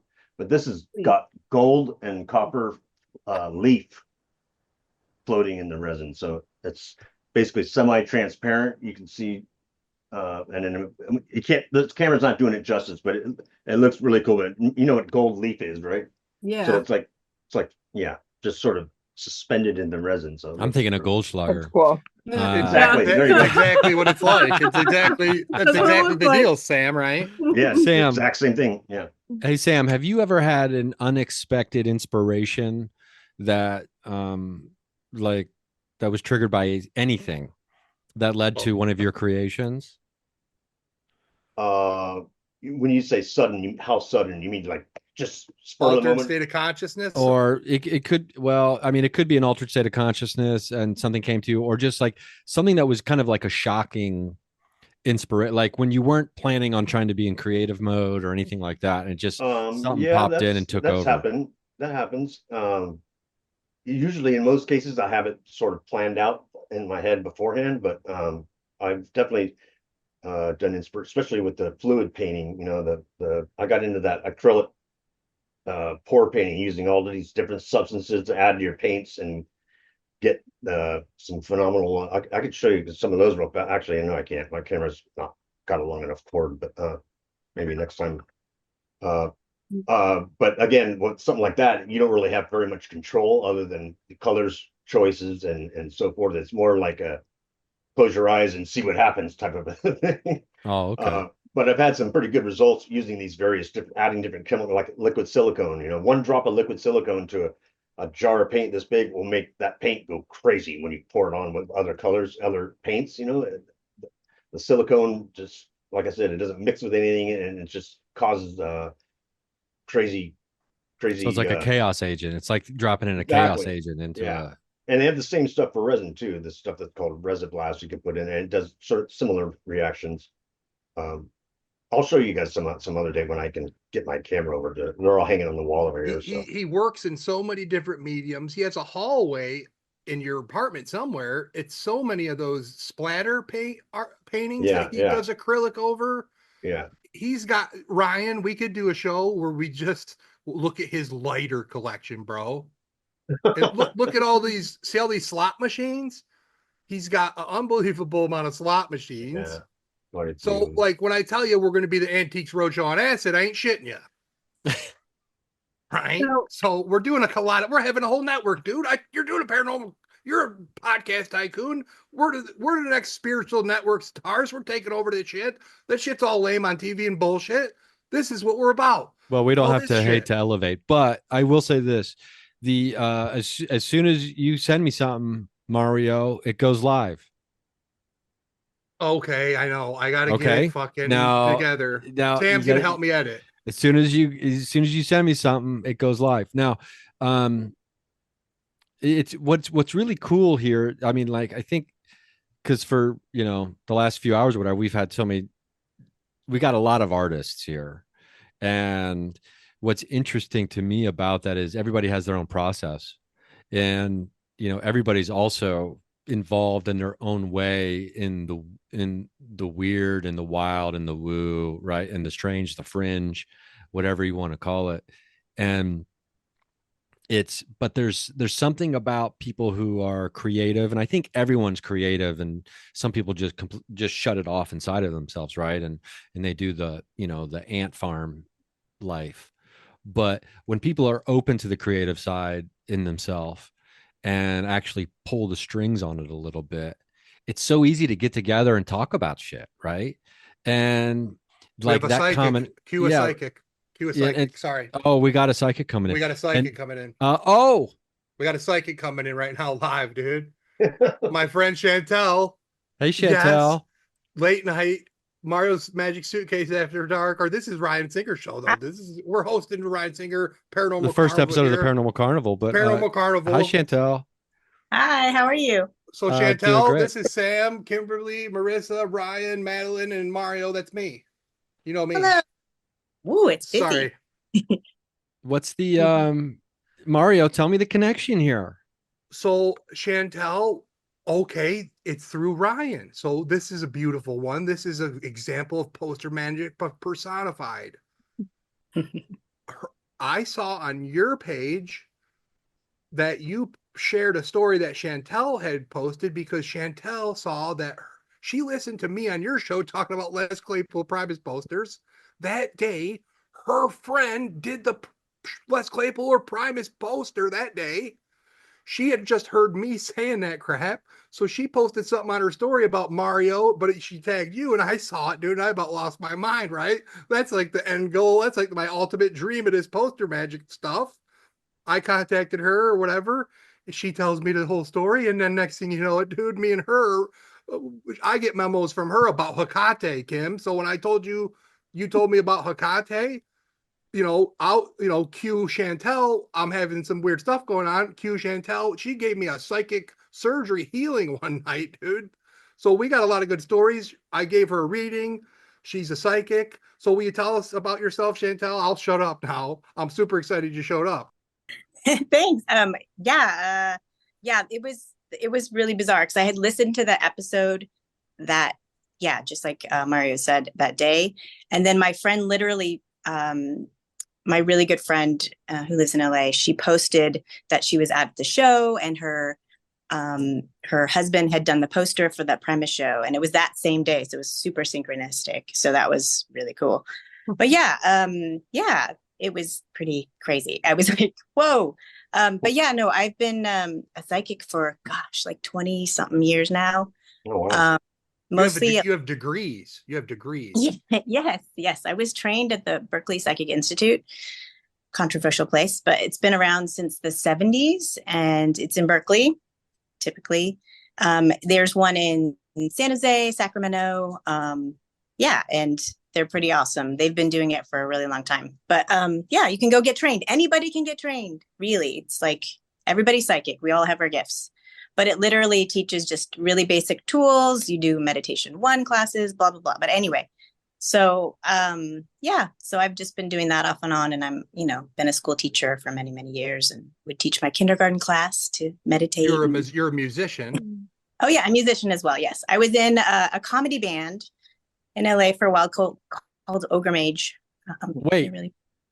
Yep. Cool. Wait. Yes. Wait. Yes, you had Zach Ames on your show many years ago. Wait. Yeah, that's. You never know. Wait a second. Here. Yes. Are you fucking kidding me? No, he actually asked me to go to that show and I think I was working or going to I was like, oh, can I come to your record? Like he told me about the episode and I was like, oh, I want to go. And I don't think I could, or he was like, oh, I don't know. Oh my God. Okay. This is bonkers. Yeah. Holy shit. Oh my God. Okay. So, my melon is getting blown, Mario. Yeah. Again. I told you there's an element of Gallagher going on. So one day you had an orange cat delivered to you. Can you tell that story just real quick? Oh yeah. Because the magic between her and I is from here to Portland. Orange cat. Yeah, there was my partner at the time had like found an orange cat in our neighborhood, Like actually he was walking by a store, and this neighbor was this amazing house. They always have this beautiful garden, and was like, we found this orange cat. We don't know what to do with it. And so I was like, he's like, I'll help you find the owner. So the orange cat kind of came. I don't think I was ever introduced to the orange cat though. That's the only sad part. I don't think I ever met the orange cat. But needless to say, we ended up finding the owner. It was just down the way and down the street, but I don't know. You sent me pictures of the cat. Yeah, that's true. That's true. Yeah. I'm like, what's going on, dude? Because my friend in Canada, Heidi, she's ever since I told her about Manx cats, suddenly she gets nothing but Manx and orange cats. It seems like for her foster thing. Anyway, there's a lot of cat magic. Kimberly happens to be. I met her through Ryan's show too because of cats. So, but I met you because of posters. But then she ends up with the cats. So, Yeah. so we hit with cats posters. She gave me this psychic. She gave me a psychic healing one day. Basically, I have a psychic surgeon. So when you go through classes through the Institute, you go through healing classes. I've had a couple healing classes. So one of the second healing class, you get a psychic surgeon. So the first healer you get is a healing master. And I didn't have one, but I did a psychic surgeon. You just connect them to your hands. I run, basically they come over, no time, no space. And they give Mario healing. It goes through all the different layers of your aura, goes through all the chakras, releases any cords that you may still have, and just any energy that's not yours and you're ready to let go of. And his name is Fred. So can you explain what you're doing with your hands? Yeah. So she told me to sit down. So I was spun out, dude. I think I was recording or doing something. I was stoked up, and I was like, running hot like I am. Like, sorry if I went on chance, dude. I don't even remember what I said, dude. If I did some crazy promos earlier, I was talking about crappy Hollywood shit, dude. Not cool people. So anyway, I was like in that kind of a mode. She hits me up. And I'm like, I need to heal. Like, she offered me a healing. She knew I was hurting. We talk about a lot of stuff. I actually been your half past that relationship coach too, kind of. Yes. I've talked, actually, now I think about it, she's actually my first one. Actually, we need to revisit that because I've been having some serious success in that department, okay? My Yelp reviews are not safe for work. We need to look into that deeper. So, yes, you do. She hit me up. She told me to sit my ass down. I'm like, what the fuck's going on? I have no idea, dude. I don't know any of this shit, dude. I'm just a garbage pail kid. But I believe in it. I'm open to it, dude. I'm a freaking beacon of it. I sit down. She says, sit down, ground your foot or your feet down. No, yeah. So go ahead. I'm sorry, dude. It was awesome. No, it's okay. No, you put your feet on the ground, both feet on the ground, eyes are open, kind of palms up on your lap. And then, I just channel his energy through my hands, and then just would, imagine that you're in a chair in my house. And then I just would release those energies that you're ready to let go of. Super simple. Kindergarten. And I think you felt it, which was nice, because not everybody feels it. Or so I want to testify to this. So I don't know what the deal is. Her and I are friends, though. I believe in her fully. I mean, the cat thing, there's like there's like been a spatula thing, with that's right. Like a finger missing spatula. There's like crazy stuff, dude. It's kind of like with Madeline, like actually, okay, because I don't talk to Chantelle as much, but when we do, it sparks off like this or whatever. But okay, I'm sorry. What were we talking about again? The one thing. Oh, you were testifying. So she says she wasn't on a Zoom. She was just texting me on Instagram. You know what I mean? Like, we weren't talking. I never heard your voice. I never saw you, but you walked me through it. I sat down. I'm like spun out, kind of, worked up. I'm wrestling promo status. She says, okay, I'm going to do it. And all of a sudden, okay, I don't know Kundalini. I don't take the classes, but I'm telling you, I got the cheat codes because I know what it feels like to get your whole entire freaking drag strip tree lit up and down and back and forth again. I'm filled with so much Christos, okay? I don't know how, but whatever. I could feel my chakras, dude, light up like a Christmas tree from my bung hole to my brain hole and back down again. You ever wake up in the morning, dude, with a hangover and eat about 4 Vicodins, dude? Like back in the day, it felt like that, dude. And I couldn't believe it. And I'm like, yeah, I felt that way. And then we hung up. I'm like, okay, dude. It kind of like, I felt like I ate a little bit of Molly. And I actually, you know what it was? I went to Danzig. That was the deal. I did. I went to a fucking highly satanic fucking twin the band. They're actually awesome, dude. It's like a satanic Amy Winehouse, dude. And it's her, it's a couple. And the tall guy is like a satanic fucking like anyway, like a fucking Johnny Cash or whatever. But it's really good. She sings like Amy Winehouse, but they're like openly satanic, whatever. And then we were at the Masonic Temple, I think, or whatever, and freaking the Danzig played. And then you felt like I had some cooties, right? And I'm like, you know what? I think I do have some cooties, dude, after that satanic shit. I loved it, all that shit, but whatever, dude. I needed a psychic surgery, dude, from fucking Fred, dude. And I tell you what, it worked, dude. So I thumbs up on Chantelle, dude. Like, it felt cool. And it got that Danzig right out of me. Hey, Chantelle, let me ask you a question? Sure.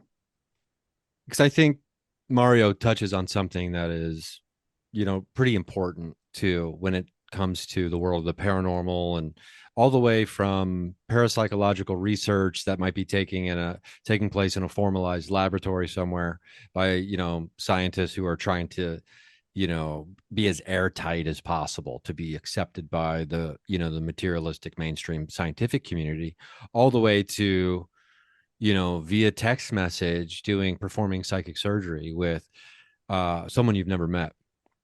I think the component of belief is an important aspect that Sure. mainstream science doesn't really, they don't want to deal with that. There's no oxygen in the room for belief to breathe in their results. But do you find with people that you work with that there is, I don't want to say lopsided, but it's much more of, the efficacy goes up through the roof if people are more open to the belief of it being possible to work?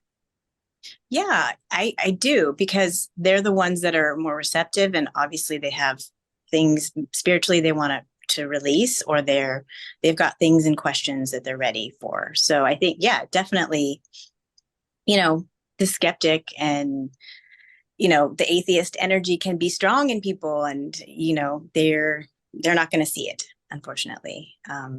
And I do, yeah, belief definitely, because people are, certain people are looking for it. They're looking for their answers. They're looking for things that they've been searching for a really long time. For example, I've always had some abilities as a kid and was looking for a modality, and it took me years, but I went to, and I found it. So it was really helpful. So I think, yeah, your ability to believe is definitely important. But I still think you can get healings as a spirit, even if you don't believe. So. Yeah, for sure. Totally agree with that. And there's this interesting old trope, right, of the hardcore skeptic getting knocked off their ass. So, whether it's Paul getting knocked off the horse, or Saul, or whatever his name was before the lightning bolt jumped him off the horse, and that story. But and of I was, I thought all this shit was bullshit and then the psychic told me everything about my life. I mean, and it's just like, okay, well, there's that old story, right? And that's entertaining and all that. But there's something about an energy exchange, right? Too, that it's like, well, if you want to get knocked off your ass, you have to be open to getting knocked off your ass a little bit, right?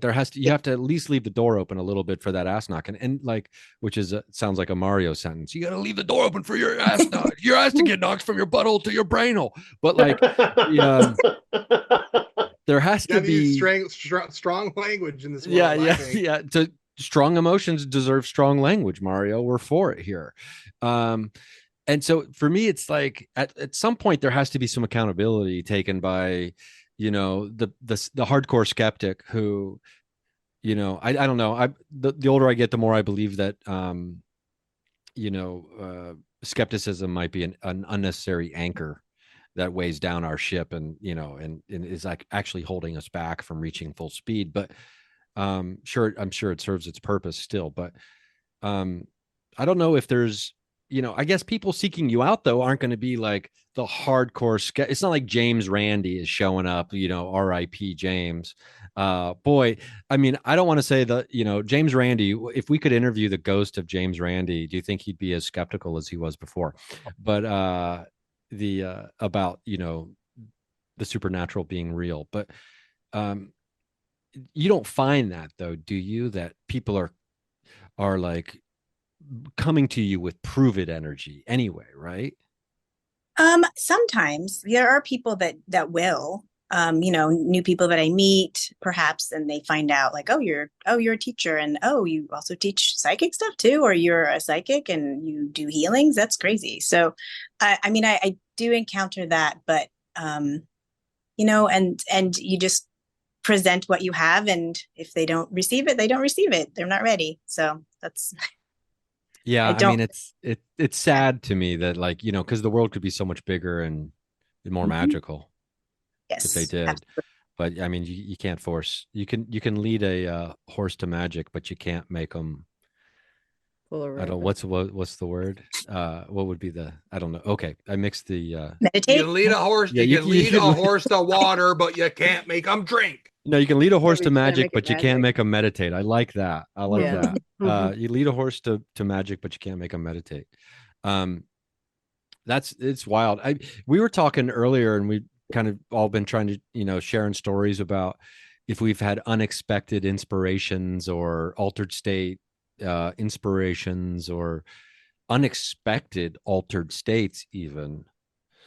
Is because I know that there's been times where I blasted off and I didn't think I wasn't planning on it, kind of thing, whether it's through a meditation where I didn't expect it to go nearly as deep and wild as it went. But is there anything that you can think of off the top of your head, like whether it's through your work or just in general that's happened? Yeah.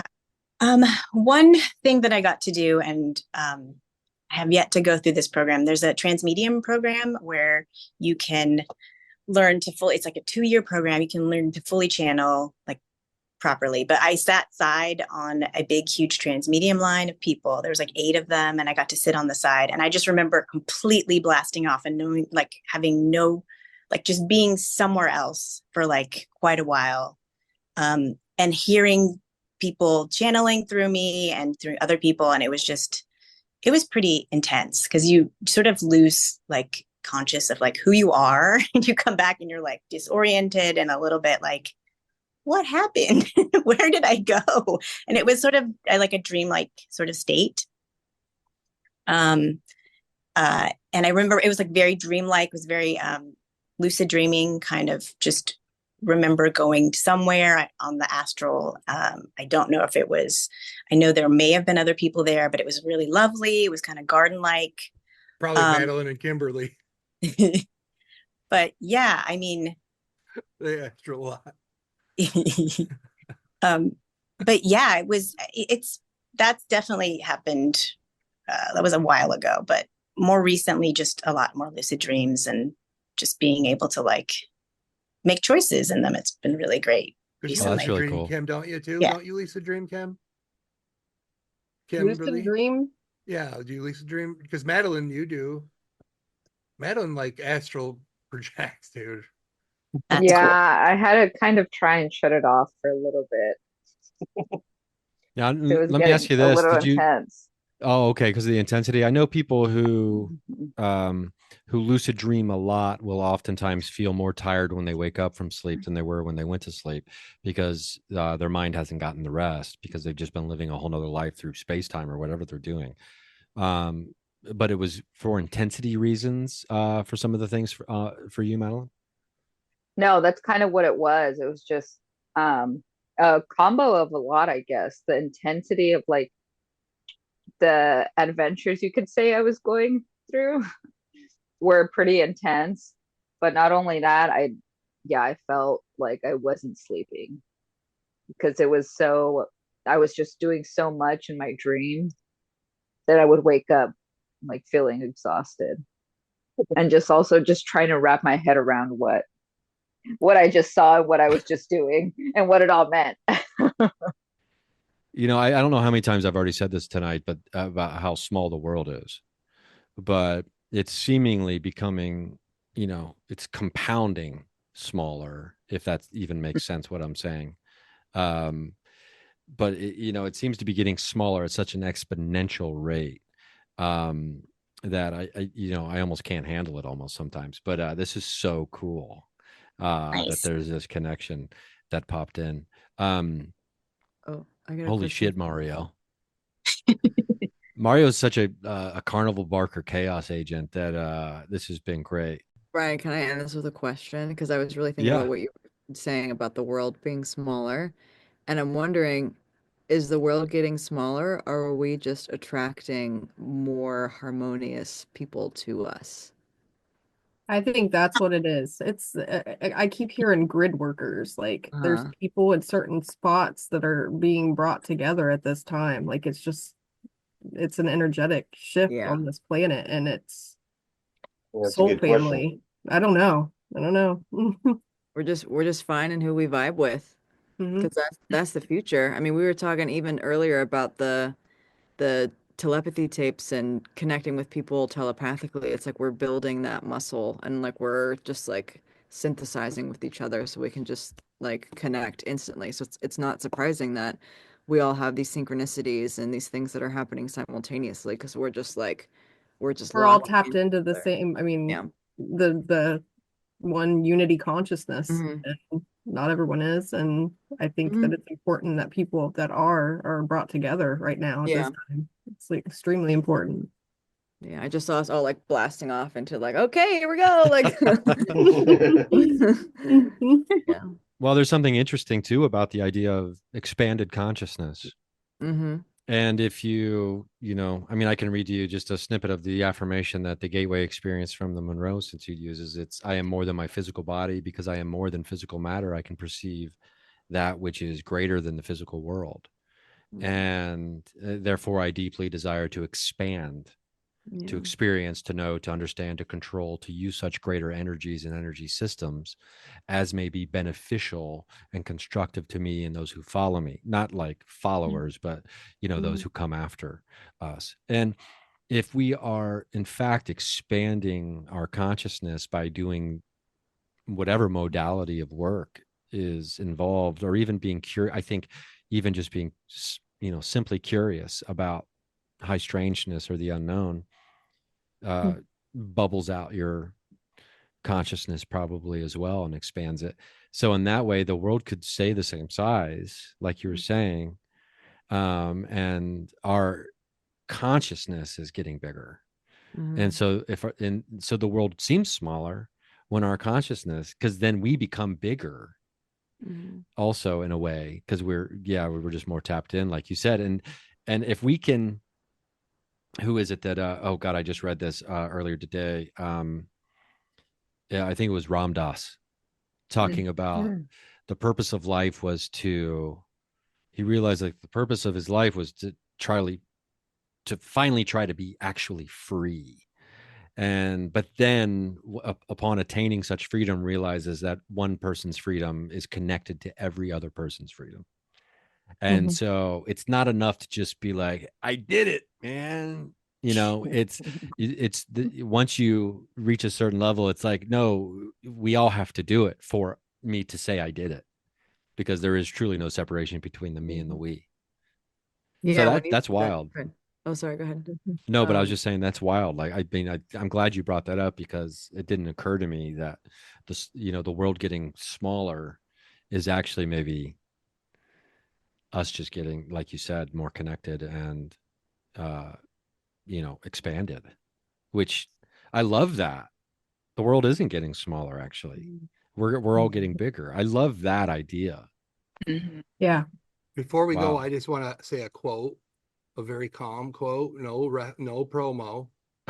No promo. My ground cable happened. One of my ground cables. You are all my ground cables, but my main ground cable is Jessica and Oscar. Okay. So if everybody goes back when you wake up in the morning and you're eating a McMuffin, search Ryan Singer's Me and Paranormal You and look up episode Jessica and Oscar interview with an alien, right? You listen to that episode and you listen to Jessica, and when she met Oscar in that Deemster, the Divine Moments of Truth realm, what does she say on Ryan Singer's show, Ryan? Nobody remember. I listen to every word she says. I remember everything Oscar says to me, right? So what does she say when she met Oscar? She was in that space. She went into a room and it was a bunch of beings of light. and she met Oscar there. And what Oscar was, it was a guy named Oscar was like the manager of this thing. And it was beings of light, putting light into machines, and art was shooting out. So what was my name, Ryan, when I first come on the show? Who's the first Oscar on your show? Me, dude. My real alias is Oscar Mario Creston. I made great lengths to make my nickname or my alias, it's a whole story. So this is how much serious I take Jessica and Oscar, is she's helped me create a scene where I had Katie Cut on here, and I have Marissa, and I have all you, and Matt, like, look at the art we have going on here.